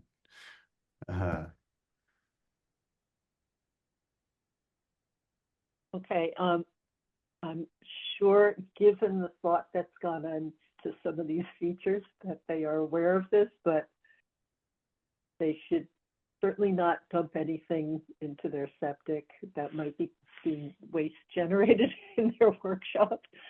So to preserve that they're going to install. Oh, absolutely. This homeowner bought this property for the property. And so, you know, their this is their primary view from that from the upper level great room. So like they are highly incentivized to keep this looking lush and beautiful, and also their house is on a well, so like further incentivized not to pollute what they're going to be drinking. So Right, you can take stuff back to work. there you go, exactly. Okay, so we're saying that with the clarification of the outdoor gear storage room and playroom, we feel that we do not have a bedroom count issue, right? Correct on that for the rest of the board? And yeah, and therefore, because we are at 9 rooms with the accessory building, we do not have a room count issue. And so I think what we're giving you, Matt and Keith, is the thumbs up that this looks good. Thank you. We appreciate your time and seeing this live without preparation, and this is really helpful. This is going to help us move forward with confidence on this project, and so thank you very much. And if I may, what I would suggest is that when you redesign the septic plan, that will need to go in front of the Board of Health, that you include the floor plans that you have changed and shown tonight, so they can see them again at that time. You will need to show where the water lines are going for both buildings as well, since it will, especially the accessory building, but that would be an appropriate time to readdress this, or not address it, but re-see it again when you have the revised septic plan in. The other question was, can you do a demolition reconstruction prior to receiving a certificate of compliance for the septic system? And that's written in within the policy of our demolition reconstruction requirements. But I should say the demolition reconstruction requirements. So that was the other topic that I can't make that decision. That would be up to the Board of Health to make that decision. And my only concern, and I understand the need to do it differently here, is that the actual on-site septic system be decommissioned before that type of vote is taken, or that be a condition to the vote. That would be my recommendation to the board. so should we wait for that, Mark, until the formal application comes in and then we vote on that condition and also why the sequencing is being done that way? Because, right, with the septic system right in the middle of all the activity, it would suffer. I agree. That would be appropriate. And I mentioned, I think, to Keith that the best bet would be to submit a letter to the board of the request to waive that Appendix A, which talks about demolition reconstruction. And if they want to get that into the board as soon as possible, it will be placed on a future agenda. Mhm. Did that make sense, Keith and Matt? What, Absolutely. Would, process-wise? Decommission the well before, Not the We- well, The septic, the septic system. they're not touching the well, is my I mean, understanding. sorry, if they decommissioned the septic system before we had the vote, it would already be done and then we wouldn't have to. It'd be simpler. Would that be something that would be, it's an unusual question, but would that be something that they could consider? I mean, essentially that it was what we were asking for at this time, was to say, can we go ahead and demolish the system, which was our intention in the first Yeah. place. Because couldn't we just require, if they've already decommissioned their well before they come to us officially, and then they request that the certificate of occupancy be attached to the new septic system being installed, then we wouldn't really have to worry because it would address all the concerns, wouldn't it? The only thing, if I may add, is the only issue is that they need a waiver from the Board of Health because in Appendix A of our regulations, it says they need a certificate of compliance for the new septic system prior to demolition and reconstruction. So I suggested to Keith when we had a discussion a week or two ago that the best bet would be to bring this as an official proposal to the Board of Health as a waiver request to Appendix A. It's a process. Yes, yes. That My we question need is if they, the order of the process. sorry, Daryl. My question is if they've already decommissioned the well, Not the then well, they're not touching the Septic. well. They're I leaving the keep well. saying, I'm sorry, I keep saying that. The septic system. If they've already decommissioned it, then it will already have met some of the requirements. Wouldn't that just simplify things? I'm just asking. If I may answer that, it would if that was in our regulation, but it's not. So this is an exemption from the regulation. It will help, I think, for the board to decide, but I don't think they want to decommission the septic system until they get an official vote from the Board of Health. You know, I think, correct me if I'm wrong, but that would be a cleaner way to do it before they decommission the septic system. And maybe I can explain the reason for that order is that when we have replacement septic systems, right, people qualify for variances, recognizing that the property was occupied and also developed in a time that had different requirements, and therefore they might not meet Title V in our new regulations now. So by replacing the system and then taking down the house, and then you attach a new house that still fits with the sizing of that system. So that's the part that we're changing, is taking away kind of everything without the septic system being done yet. That's the part that's different. Rather than replacing first and then adjusting the house later. Yes, that they made that very clear. Right.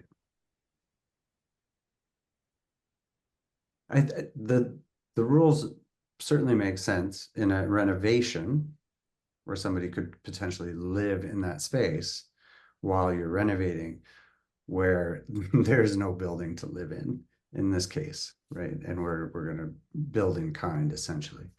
But Keith, if I may, the reason for the regulation also, the Appendix A and why they require the septic system built first is if you were to demolish and reconstruct and the old system was still there, the opportunities there, I'm not saying your clients are going to do this, but the opportunities there just to tie into that existing system, not get back to us. And I mentioned to you, there was a case of that nature maybe 30 years ago, and that's why this was created to require the certificate and have the system installed. But as you and I discussed, maybe a mechanism for control would be to abandon and deconstruct the septic system. And now they can't live there. And it would assure a septic system would have to go in before they move in. And again, I'm just talking other cases. So That's why it would have to be official to the board to request a waiver and offer things such as the decommissioning of the septic system. Or someone, and the reason we don't just do that unconditionally is, who knows if somebody would build the house, never do the septic, and use an outhouse. So it's just Understand. minimize So can, complications. so, so I understand. So I guess you want me, the builder, to write a formal letter making a request for, or how do I go about that process to getting this done through the means necessary? And essentially, I'm asking verbally right now is like, I really want to demolish the septic system tomorrow so that I can proceed down the rest of the work I want to do. I just wanted to make sure that we're all aware of that. But I'm happy to do whatever you suggest, whether that's from me or from the homeowner. Go ahead. So Mark, it sounds like we don't have the current plans though. So if we were approving, you know, the sizing of the system or the plans that we just saw tonight, so that would need, right, to go formally to the building inspector. Well, And that system, you would see it there. It would look like what we saw tonight. And then The hope move ahead, is or the hope is that because finding out that the existing house didn't have a foundation, we are now racing to try to beat the weather so that we can pour the new foundation without relying on heat blankets, hot water, all the things that will add yeah, embodied carbon to the house that we want to avoid. And so our hope is that we can get the approval, whether that's somehow tonight or tomorrow, whether that's administrative, where we submit a letter that says we are going to decommission and demolish the existing septic system. We will do that. And now that the property has no septic system, that then allows us to move forward with confidence to demolish the existing house, knowing that there is no way that you would approve the new construction plans because there is no septic system. And no homeowner, no one could move on to that property because there is no septic system.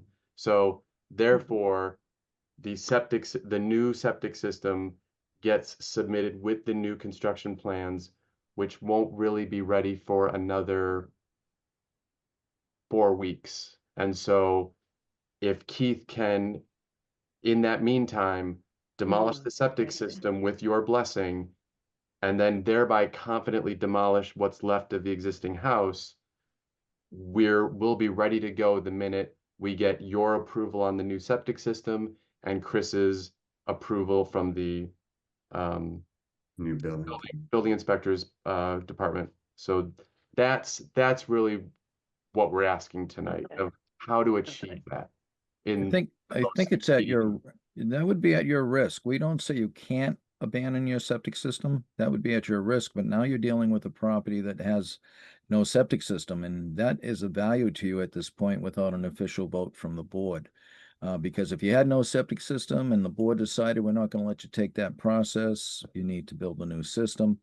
It's a risk, but again, maybe tonight you can get a consensus from the board, but in most cases, whenever you waive a process to our regulations, it's usually a formal waiver procedure. And I get the timeline.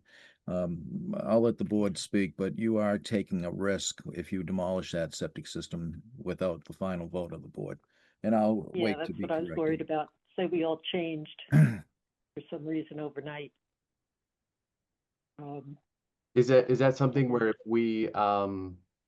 if we were to write up the letter and then get it into Mark's and the board's hands tomorrow or Friday, and then could we then come back to the commission on, I believe it's the October 15th meeting, for that approval by the board? So in essence, we will have gotten that approval to decommission the house with confidence, or decommission the septic system with confidence, and thereby demolish the house, and we've only lost 2 weeks. Is that still a procedure that doesn't put us at as much risk? A waiver to Appendix A, right? Yes. So that's what makes sense to me sequence wise, but I certainly Mhm. defer to Mark. Mark, Yeah. that's the steps. I think they're looking for the Yeah, it bulleted all steps to seems, follow. and it seems harmless, to be honest with everyone. I did suggest they decommission the septic system to give the board more weight to waive the Appendix A, which talks about demolition reconstruction. The one thing that I see that's a little different from most waivers is this is going to a procedure and policy part of the regulations. It's not a regulation, so I was thinking about notification to the abutters, but I don't see that as critical here because it's a request to waive Appendix A, which is part of our regulations, but not per se a numbered regulation. I don't know. I need the input of the board. If that's the case, you could review this the next meeting. You already started the reviews, so you could finish it on the next meeting. Mhm. I was also wondering, is there some way that we could authorize, pending receipt of the additional information, that as long as it correlates with what we've discussed here this evening, that then you could approve the next steps? As long as it That's all fine. came in and it wasn't 5 times larger and, 20 rooms and what have you. So, and then move forward, and then it wouldn't have to wait till the next meeting. That's It could happen a little possible. faster and give you more assurance that the board has already made a decision, rather than that's out in the future. Future looks pretty weird these days sometimes. So, anyway, do you That think would that help could to work? expedite it. Like it's going to endanger anybody. They do it by simplify things. It's not in the regs. No, it's just a policy procedure in Appendix A.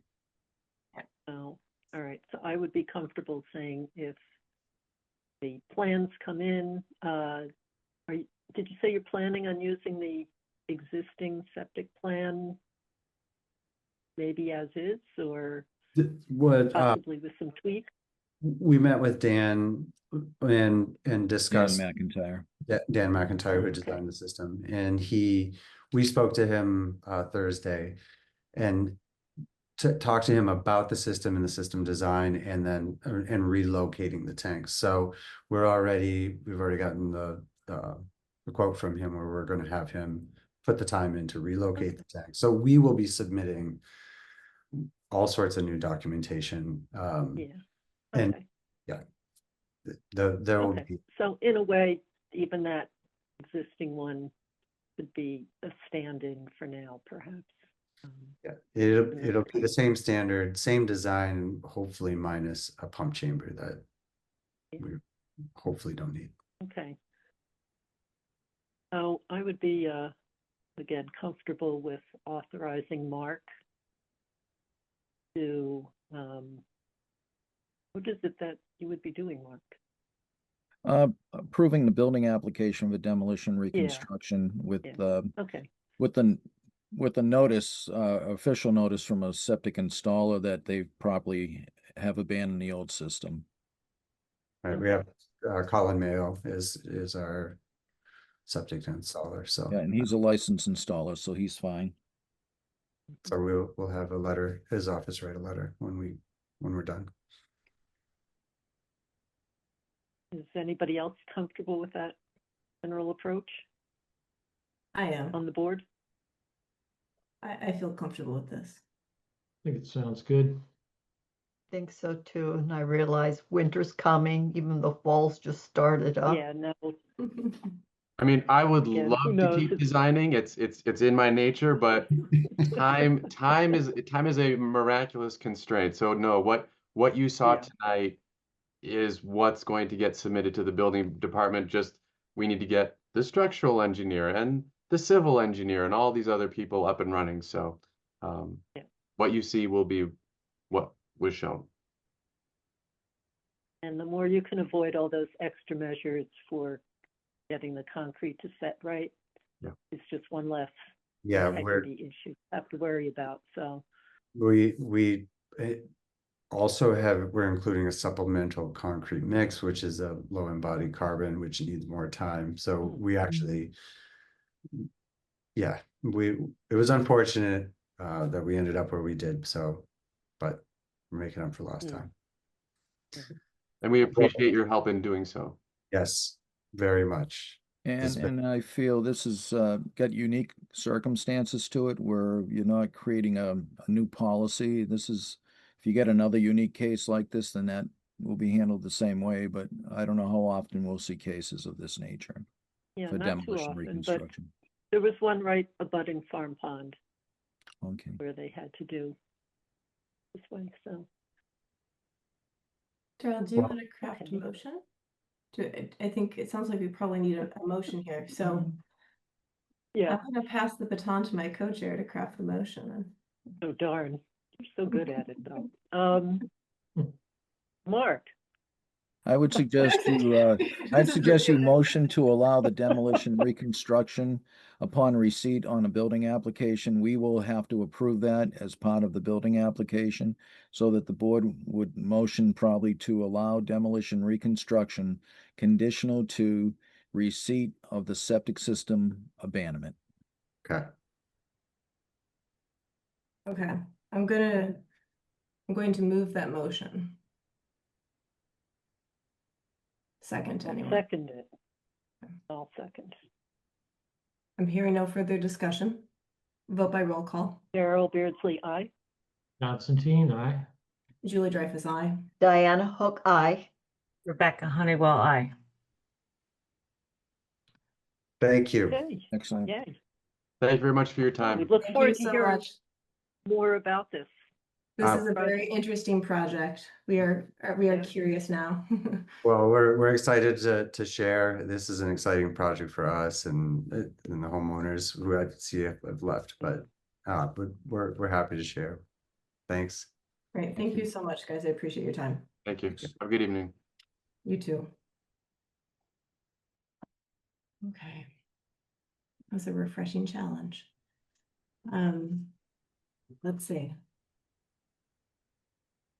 We do not have any other homeowners or people here. Thank you, Mark, for calling out. I had completely missed on my That's screen. fine. They were here. I'm glad that you did that. Do you want me to bring up 110, 112? Yeah, why don't we just finish your business then? Sure. Yeah, 110, 112 North Main Street. The septic plan was designed and approved on August 21st of 2024, last August. And the homeowner had every intent of installing it last fall and ran into situations that he could not get it done, personal situations. Well, he has now indicated through an email there's some other personal situations. This is a property with 2 cesspools, so you had a year to do the replacement septic system. He has forwarded an email to me as of a week ago indicating there's some personal issues that need to be attended to, and with that is asking to start it in the spring. He has passed the deadline that the board indicated it should be installed by. That was this past spring. So and he's asking that he can install it this next spring. So I wouldn't have a problem with that as long as he can keep those 2 cesspools safe and they don't cause any environmental concern or back up into the house. I would ask that if the board could consider allowing him to wait until maybe a certain date, such as May 15th or June 15th of 2026, conditional to the cesspools being maintained safe and environmentally sound so that they don't go above ground or back up into the house. That would be my recommendation based on the circumstances.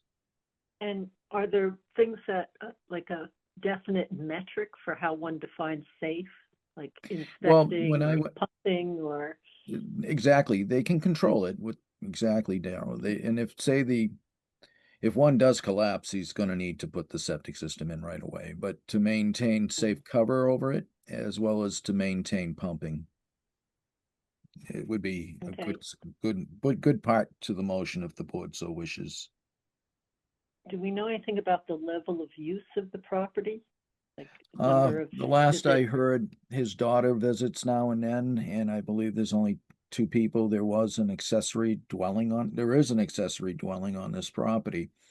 But I don't believe they're renting it right now because the tenant that was there contacted our office about um, the concern of the cesspools. So um, she moved out. I don't know if there was what was going on between the tenant landlord relationship. I went out to the site, and all I noted was that the systems were not overflowing, but structurally, I suggested that they be maintained structurally sound, that being even possibly putting a steel plate over them if need be, Hmm. or something Okay. so no one can fall in, if the cover's weakening. And So how often would these need to be pumped? it depends. He claims he hasn't had to maintain them too often. Typically cesspools, when you get, unfortunately, high levels of groundwater due to heavy rain, they actually flush out. That's why you hear people saying, I never had to pump my septic system. Well, that's because they didn't have a closed off tank, a digestive tank, such as our typical septic tanks. And they sometimes can be maintained environmentally unsound, but they can be maintained for function because typically groundwater will flush them out at times, which is not good for why the we're not environment. keen on No. cesspools? But I think Ugh. it's unfortunate. It's hard to say, it was you're overdue, but with the circumstances presented, I would suggest a certain date by next spring, Okay.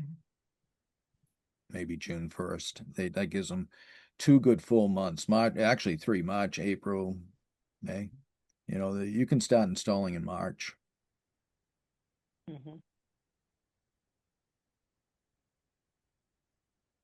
Okay, I Um, just think we need some specifics on how we want that insured maintenance. Yeah. Uh, Maybe the board could require that he have both cesspools evaluated now. That's not going to be as costly as the installation of the system to assure mm, they're in reasonable condition and will not overflow back into the houses. That could be a condition to the vote. Is that just a standard Title V? Actually, a standard pumping. On the pump record, they have to indicate the condition. Okay. So if it doesn't need pumping, they could submit a letter saying they didn't need pumping. But some licensed Title V inspector to go out and look at them and make sure they're sound and environmentally sound, as well as structurally sound. and are the whatever the hatches are or something, are they known? Is there something easy to access, or this involves digging around to find them? It's easy to access. I don't see any issues there. They should be Okay. easily accessible because I saw them, and they Okay. could have someone go out and Dan's seen them, Dan McIntyre, the engineer. So, but Okay. it's been a year now, so I think that Mm. would be advisable. A good suggestion, Steve, is to have a Title V inspector go out and evaluate both to make sure they can remain structurally sound and environmentally sound until the spring. And pumped if needed. And definitely pumped if needed. Yeah.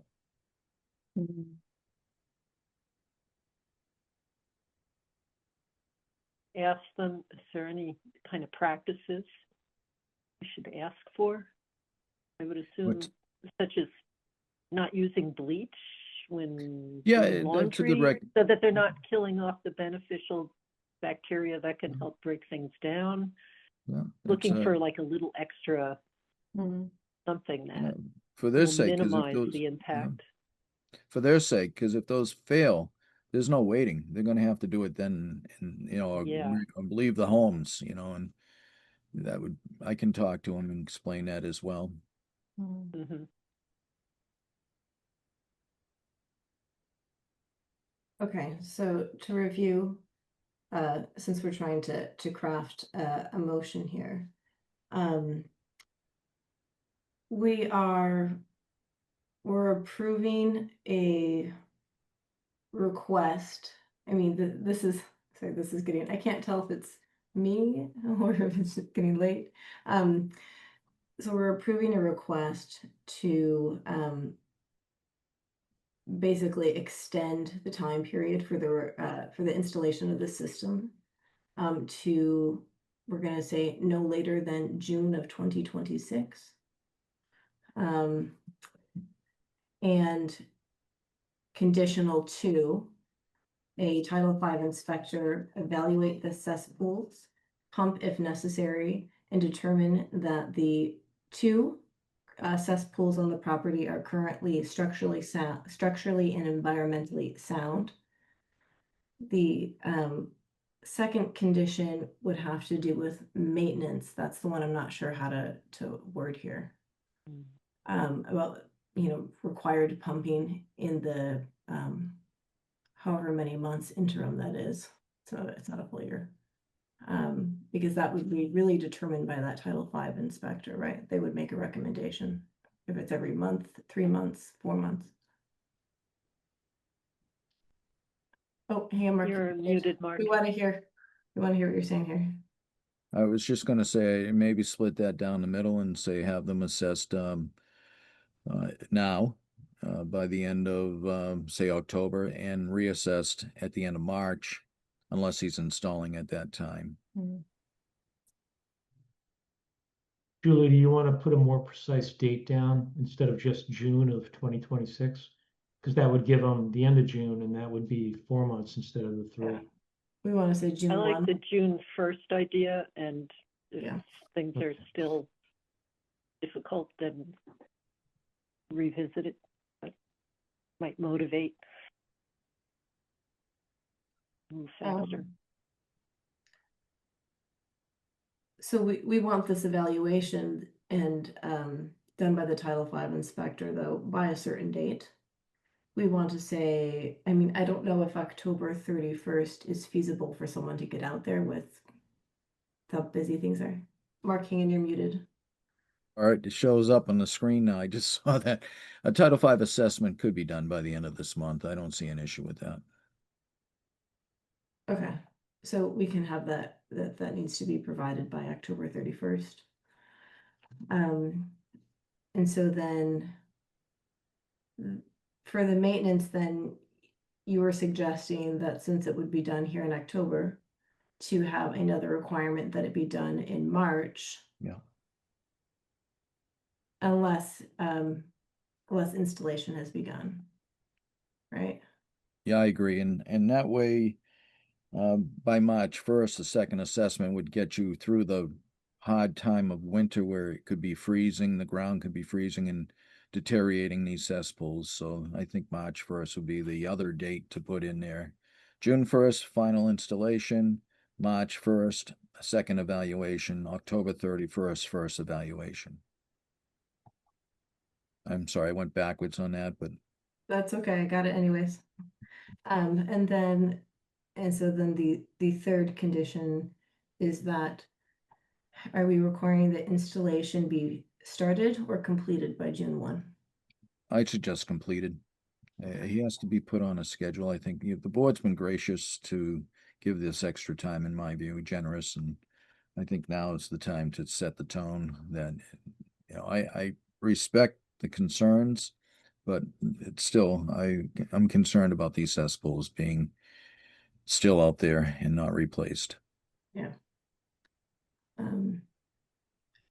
And just to clarify, if there are any resources that the state could provide, I know that there are programs, financial assistance programs. Yeah, I believe they still have, I helping believe with they that. still have those. I can suggest that to them. I'm sorry, Julie, I didn't mean to. Yeah, no, I just want to make sure that that's a support that we are providing to them if that is one of the things that they might be seeking. Okay, so we have Sarah, do you think that would be something that you could check on? Just an exact website or program for this person to look for? Yeah, sure. And Sarah, it used to be called the Title V Betterment Program. Okay. Low-income Let me loans write that is down. what they look at. We do have some brochures, I believe, still in the office, but the way the financial economy has been going, I don't know if the state's still offering that, but it was known as the Title V Betterment Program. Okay, sounds good. Thank you. Thank you. Thanks, Sarah. Thank you, Sarah. Do you just, sorry, the address again one more time? 110-112 North Main Street. Okay, thank you. Yeah. All right. Oh, I'm sorry. It's 9 o'clock. My brain turns off. Okay, let's attempt a motion. Do I have a motion to approve the request for the installation for the extension? Extension? Yes, an extension Mhm. of the permit timeline. Somebody else want to craft this because I'm clearly starting off terrible right now. Do I have a motion to approve the extension for the installation of the approved septic system approved in August of 2024 for 110-112 North Main Street, conditional to one, that the two cesspools on the property be evaluated by a Title V inspector to determine that they are both structurally and environmentally sound, and if needed, will be pumped no later than October 31st of 2025. Two, that the two cesspools on site be maintained by pumping, if necessary, no later than October 31st of 2025, and no later than March, for a second time, no later than March 1st, 2026, unless installation of the approved SAS has begun. And three, that the installation of the approved system is be completed by June 1st, 2026. What did I miss? I think you got it all. So Okay. moved. Awesome, great. Second, anyone? Seconded. I don't hear further discussion. Go ahead, Daryl. Daryl Beardsley, aye. Stephen Constantine, aye. Julie Dreyfus, aye. Diana Hook, aye. Rebecca Honeywell, aye. Excellent. Good luck decoding that, Sarah, when you do the minutes. And good luck communicating that back to the homeowner, Mark. Yes. Um, I'll do it in writing on Monday when I'm back. yeah, sounds good. And if you have any questions, I can share the notes I jotted down to try to put that together. Or we have the recording and transcript, even better. Okay, Mark, there's one more order of business. Yes. Under yours. Continuation of the discussion related to use of wood chips. Yeah. I think the board kind of got some discussion going on with the two variance hearings tonight, so you know, its use and when it can be used and how it should be used, like seed, and then use it to wood chips only, not bark mulch, place over the seed. So if there's a winter where it doesn't work, it will hold the seed down and insulate it to some degree, and I would hope by spring it would work. But I know the other discussion was, could it be put over the top of a septic system? And, you know, that was under discussion at the last meeting. And Give in an my update. views, yep. So, sorry, Mark, I was just gonna say you can give an update or I can give an update on my situation. Oh, yeah, and we had a beautiful picture received this day of the wood chips taken off the top of the septic system at 30 North Main Street, and it's been seeded and I believe reloomed, and it 10 looked pretty yards. good. Yeah, it does look good. Thank you. Thanks, Mark.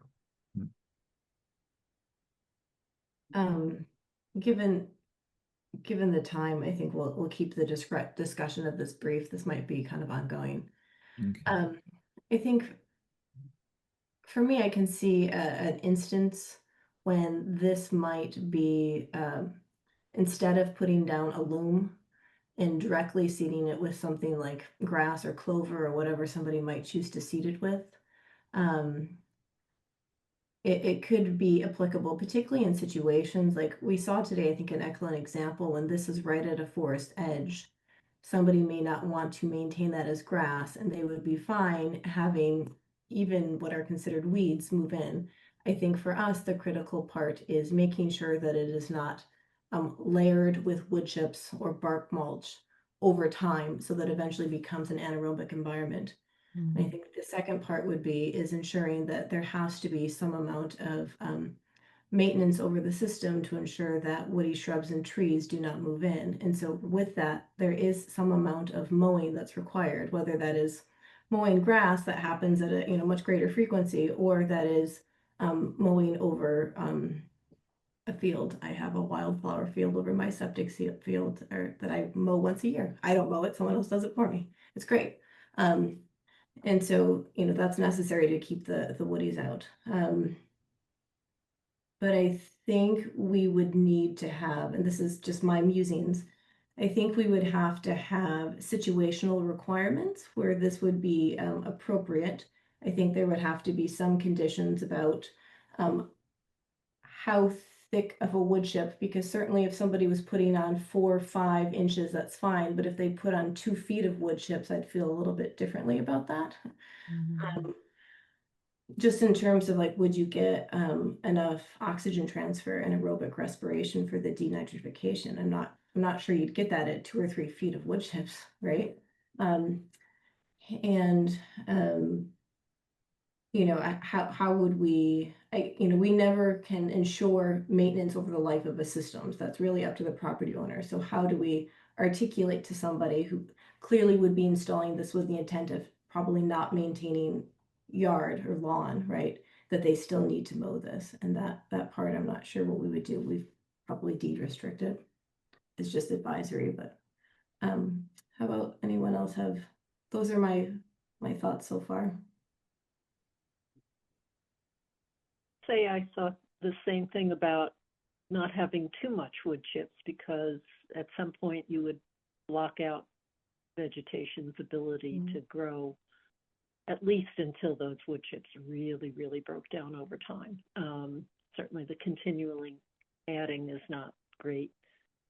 The other thing is, part of the motivation for these 2 properties that we just saw is that the not good time for growing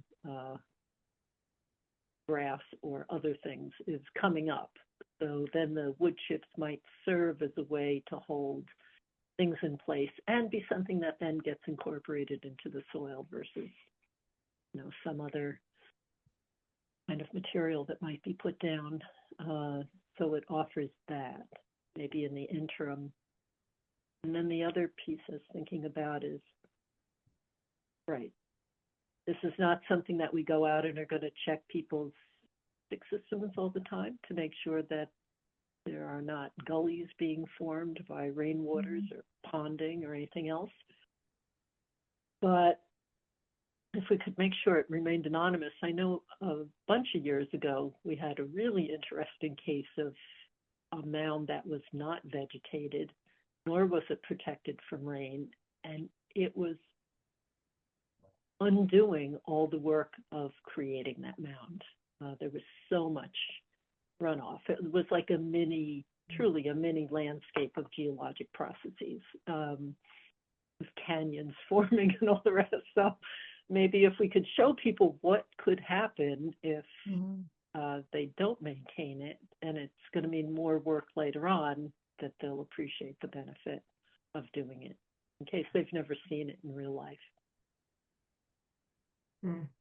In the longer term. And right now we also have the thing where it's because we're approaching the non-growing season, or what we used to consider the non-growing season. We don't really know. Somebody was telling me their lilacs bloomed last week. So, who knows what's happening? So are we looking at wood chips both as a temporary solution because of the growing season and the weather changing and we need to protect the cover over the winter, and also a permanent solution where people keep wood chips over their septic? I don't view it as that. I think I think it would just be an doesn't seem like that would hold as well to me, but So And I I'm think it thinking would the be- side slopes versus the top of the system. The top of a system can resist winter issues as long as you have your side slopes covered in this respect with wood chips. So I would say it's a temporary solution until the growth of grass can grow on the side slopes. So that way you don't get that erosion that Darrell just mentioned. But the other thing I would say is that I would not recommend it over the top of a soil absorption system, a leaching field at all, only on the sides. And so, okay, because I thought we were basically talking about over the system, if there was ever a circumstance that we would. Yeah, Oh, my view is oh, sorry, it's, no, I wasn't talking about that at all. Sorry. yeah. No, I was high. Only the sides. Yeah. Okay. So we're really talking about procedurally when we would be allowing wood chips on the sides of a system. And in Yes. no circumstance are we talking about a process change in terms of vegetative, what substrate is put down for establishing vegetative cover over the distribution lines. Yeah, in some cases, it's not some. In all cases, lumen seed. Although we saw a variation to it just recently, but in respect to winter installations, the top can be left open; it'll freeze. But the sidewalls, you could have the frost and then the thaw, and it will create those erosion ditches on the sidewalls, and that's why the wood chips could be a potential solution to preventing washout.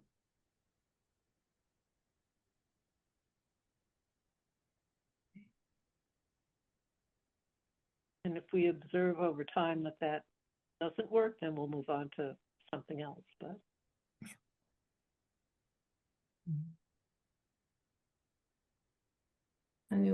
Anyone else have, this seems like we would have, maybe, do we need to draft something up formally for the board to then kind of review this, to put this in as, this is guidance, I mean, right? people can put grass seed down and water it. It's not a good time of year, but it'd be better to just do the what is the right thing and then maintain it appropriately. It might not be the best time to have no maintenance, but if you do it now, then you just have a little bit of maintenance rather than doing an extra step of something that isn't ideal.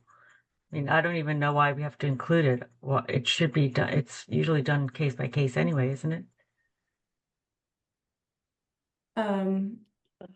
Yeah, so I think we were trying to have something a little more formalized that we can kind of point to when we're talking about when could it be appropriate and when would it not be appropriate. So what Eric mentioned he was going to do, which was a nice approach, rather than just put down the wood chips now to hold the soil, hopefully, was he was going to put the seed down and then put the wood chips on top. So maybe because that is one way of seeding a lawn, is to spread the seed in the fall and then it germinates when the spring rains come. So maybe that. See how this works on this.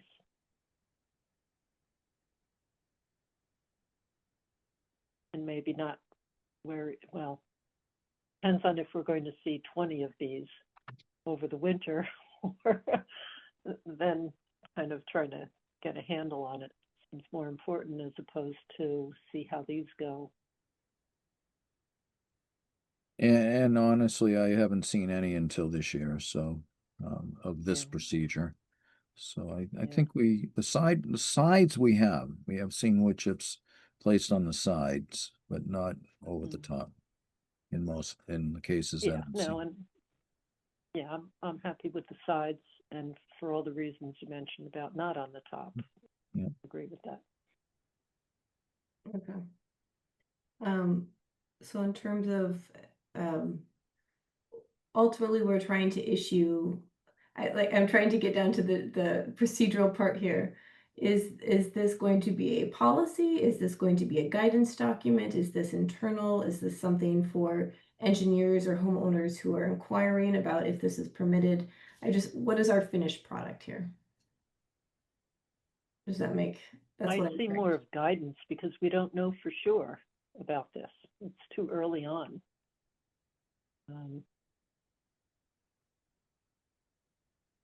Right, the objective is to keep the system from eroding away and to have vegetation that stabilizes it. If you And put then how do we get grass from, seed down, you can water it. But if it was like at the end of November, going into December, like those are the kinds of circumstances that we're talking about. Like it's, yeah, the ground is freezing. But things aren't growing either. So that's good.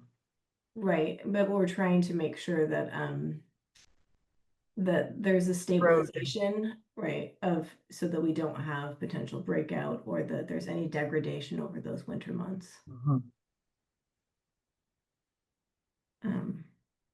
Okay, so it sounds like the next step, just to keep things moving here, would be to kind of maybe draft general parameters as a guidance document around circumstances that this would be permissible in terms of time of the year, the location, kind of general advisement about maintenance. I do like the idea of that you would potentially seed with whatever you would like to see grown there, and then putting down wood chips. And it certainly doesn't have to be grass. It could be native perennials, something like that. Yeah. And so are you looking for someone who wants to draft that? Is that what you're after? Just someone, because if I'm a finding board it hard member think wants to draft creatively at that, this that's point. great. Or it could But be, or if a staff I wouldn't member mind wants to drafting with draft bullet it. points for review. I'd be glad to Don't want to work have to with a think board about it member. now. If the board so wishes, I'd be glad to work with Daryl because she's been working with me on it a little bit. Perfect. A little How bit, a about lot. Mark and Daryl put this down in writing Okay. and then bring it back at another meeting in the future. And we'll kind of, Okay. we'll look through it and edit, and if it's necessary to make a motion, that's great, but then we can have some, Okay. that sounds wonderful. I love it. Thank you to both of you. You're welcome. Anything to not have to squeeze our brains more right now. I think well fitting. Perfect. That concludes our agent's business. Under chair's business, we have recent Board of Health outreach activities. I don't know if Daryl, you wanted to do this, but maybe Sarah wants to present. Oh, no, Sarah. Yeah, I was gonna say, I think Sarah, if you're okay with updating the board and what you've been working on. Sure thing. Sorry, I've relocated. I'm now horizontal. Okay, so do you guys want to see pictures or do you want me to just talk? It's your prerogative. Yeah. I'll show you pictures because they're of Officer West and they're cute. So I'll be super quick because it's getting late. On Monday, I collaborated with the library to do a emergency preparedness kit building activity where we invited we invited everyone. But we ended up having about 30 kits were made, and we had the police department there, and we had the fire department was there, and then I got some really cute pictures of Officer West. He came, he was a big hit. And so pretty much everybody, can you guys hear me? Yes. Yeah. Okay, perfect. Sorry, my microphone isn't turning green and I can't see. So everyone got these little kits. They're these little canvas bags. There were fabric markers that they could decorate. I made this one for this specific photo op. And there were a bunch of different materials that we had available. This is another really cute picture, I think, of Officer West. He kind of killed the game. He was, in fact, the main event, in my opinion. It was super great. I gave out, Breen working. We did about 30 kits total, and I calculated that by how many canvas bags we had left. So I ordered 80. We have about 50 left. We'll be using the remainder of those in an event with the COA. I have a meeting with them next week in collaboration with the COA, fire department, and police department again as well, to see how we're going to alter the event. In addition to first aid supplies, so there were alcohol wipes, wet wipes, Band-Aids, gauze pads. We also gave out whistles, like emergency whistles, coloring books, crayons, non-battery flashlights. So you like squeeze them and they don't need batteries, so they don't corrode and go bad. And like other things that I'm blanking on. But everything fit into those little canvas bags. They were great. Some people made more than one and took them home. Big hit. We also had Sherborn specific resource cards. So I adapted the ready.gov emergency preparedness cards that are fillable for kids and families. I adapted those to make them more accessible. So they were printed on cardstock, and the ones for kids were printed really big, and the ones for parents had a little bit more information on them. And then in that first picture with Officer West, there were those brochures, which had Sherborn specific information in them. So information about Code Red, which is like our emergency response system, information about how to get in contact with the Board of Health, and information about what to do if you have a pet in an emergency, how to store medication properly, things that we couldn't provide there, obviously. So that was on Monday, the 29th. I was there for about an hour. It was cool. A lot of kids were there running around. So that was really fun. And then now I am working with this started about a month ago. I started working with the shared services epidemiologist on the on the Needham. I forget if she's from Natick or Needham. Honestly, I didn't know they were two different towns until I moved here. They're doing a community needs assessment, and they're branching that out with shared services, and they've asked me to help them on that project with my background. And I noticed that Sherborn's never done one. So we have started that. That started 2 days ago as well. That was advertised in those brochures as well. But what's been the real hit is it's been posted on Facebook, Nextdoor, and it is now in the library and in the selectman desk when you walk into town hall for people to take. We have gotten 45 responses in about 36 hours. So I'm feeling pretty good about that. And they keep coming in. In this meeting alone, we got 3 more responses. So things are looking good on that. I'm really excited to get the data back from that. We're getting a lot of good feedback about the programs we offer, the accessibility of them, and continuing to move forward in what programs we're going to offer moving forward. And I think, we have a Facebook page now. Based on the survey so far, because of where it's been posted, we're not getting as many responses indicating use of Facebook, but we did get 7 survey responses from Facebook alone, so I'm not feeling too bad about that. We'll see how the Facebook page goes. It's in the trial process right now.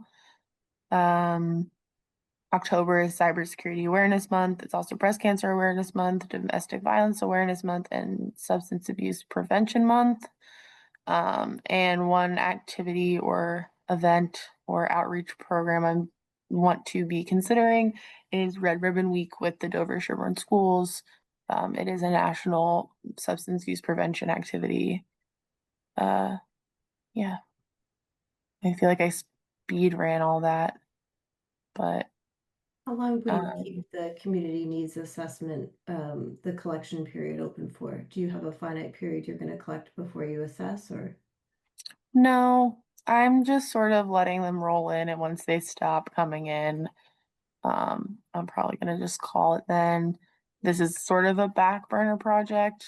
It's one of those things where it doesn't need any maintenance. I'm just letting it run. Um, and I have actually opened it up to people who work in town, so we can get some feedback from town hall employees and feedback from um, builders and developers and just things of that nature because they're impacted by our permitting process, obviously, which is a big part of what we do. So I want to get some feedback from them based on the accessibility of our permitting materials and things of that nature. So I also sent it to all of the department heads in town hall, so fire department, police department, library, and then all of the departments in town hall received the survey as well. Any questions from the rest of the board? I'll say Thank for you. those who might not have seen it yet, there's a section up front that Sarah added that people can check off whether they are a resident or an employee or a contractor. I actually Professional just service. fixed that so that people who work and live in town can check off both. Ah. Because as I was talking to Heidi over lunch today, I was like, "Oh, you do both of those things." So, yes, it is for both. Any other questions? Thank you for the update, Sarah. Not Thank you yet. for all that community outreach. That's great. Thank you for your enthusiasm. Yeah. Oh, I'm so sorry. Go ahead. Last thing, this is less about community outreach, more like administration stuff with the Board of Health, is I've been working on our compliance with the state recommendations, and I will be communicating some things specifically about the burial agent since Jackie left full time, and talking about how we can stay up to date on that because right now we're technically not in compliance with that. Okay. It's not a really big deal. It's really just a matter of changing some things on some things. But yeah, just wanted to keep everyone in the loop on that. I'm working with Jackie on it to make sure that everything's okay. She is Is there any serving as- estimate? Do we have an average number of burials a year or? I think she said around 20. Like max 20. Is there a replacement? No, not at this time. I can be the burial agent technically. It's not like a degree or anything you need or a certification. You just have to be available to essentially hit a button. But because I'm already on call, technically 24 hours a day, 7 days a week, we have to talk because Tony's the one who has access to it now. And so we'd have to make sure that I have access, but just in case like I'm on vacation or if I'm sick, Jean has to have access. And then there's a lot that goes into it in terms of notifications and things of that nature and working with the cemetery commission. So I just wanted to keep everyone updated that that is semi prioritized right now. Thank you for working on that. Please continue to keep us updated. And so in case folks didn't know, Jackie has retired, our town clerk has retired. She is staying on for a few hours as interim for certain critical roles such as this. And a replacement town clerk has not been hired yet, at least last I heard. So just in case that background was not, you didn't know that. Thanks so much, Sarah. We appreciate the update. Let's go to a review of the meeting minutes. This was for the 9-3 minutes, correct? Were the ones that were sent out? Did I get the date right? Mhm. I had like 2 or 3 tiny grammatical edits, nothing of substance. I still need to send those over to Sarah, but they were tiny things, like instead of regrade to degrade and very small things like that. Anyone else have substantive edits? When were the minutes sent out? I didn't see them. I looked for them, but I didn't see them. I didn't send them out yet because I sent them originally to just the co-chairs at Okay, first, okay. and I Well, didn't thank hear you, back. Sarah. I thought I missed an email and was No, like, I oh can show no. you them now. I think they're 10 pages. I think that'll be, this is from the 9th. I meant send them now. Oh, send them. Yep, absolutely. Go ahead and send them. Since the rest of the board did not have time to review them, then let's put off on approval of those until the next meeting.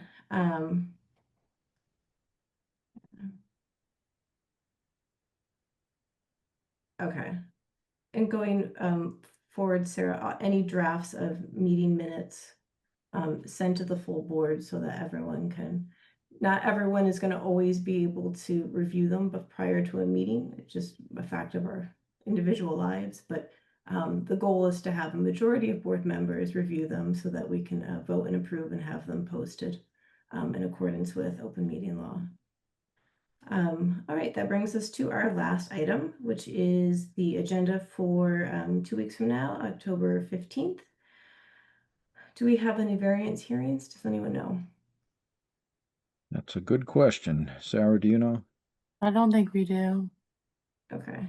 I don't think so either, but I do know that most likely you'll be seeing a need to ratify a decision on an emergency beaver permit that I have assessed as of today at 177 Farm Road, and most likely we'll approve it and have the board ratify it at the next meeting.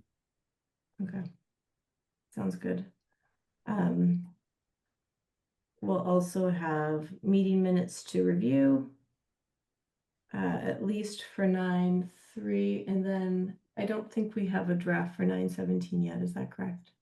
I finished them today and I did send them again just to the co-chairs. That was my fault. I wasn't aware that they got sent to everyone, so I'm sending them No, to that's everyone. That's totally fine. Sending them now.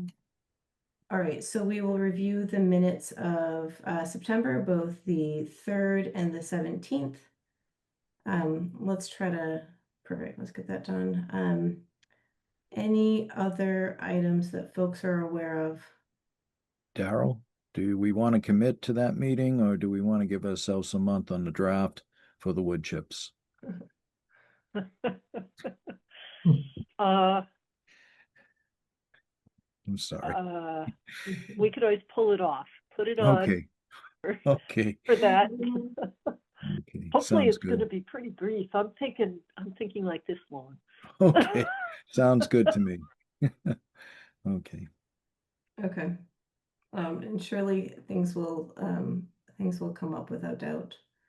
And again, if any board member has particular issues, please send them to Sarah. Ideally, by the Friday prior to our meeting, she must post the agenda by lunchtime on Monday. All right, do I have a motion to adjourn? So moved. So moved. Seconded. Second. Yeah. All right, hearing no further discussion, go ahead, Daryl. Carol Beardsley, aye. Steve Constantine, aye. Julie Dreyfus, aye. Diana Hook, aye. Rebecca Honeywell, aye. Great, thanks everyone, have a good evening. Have a good night, Good everyone. night. Good night. Really quick.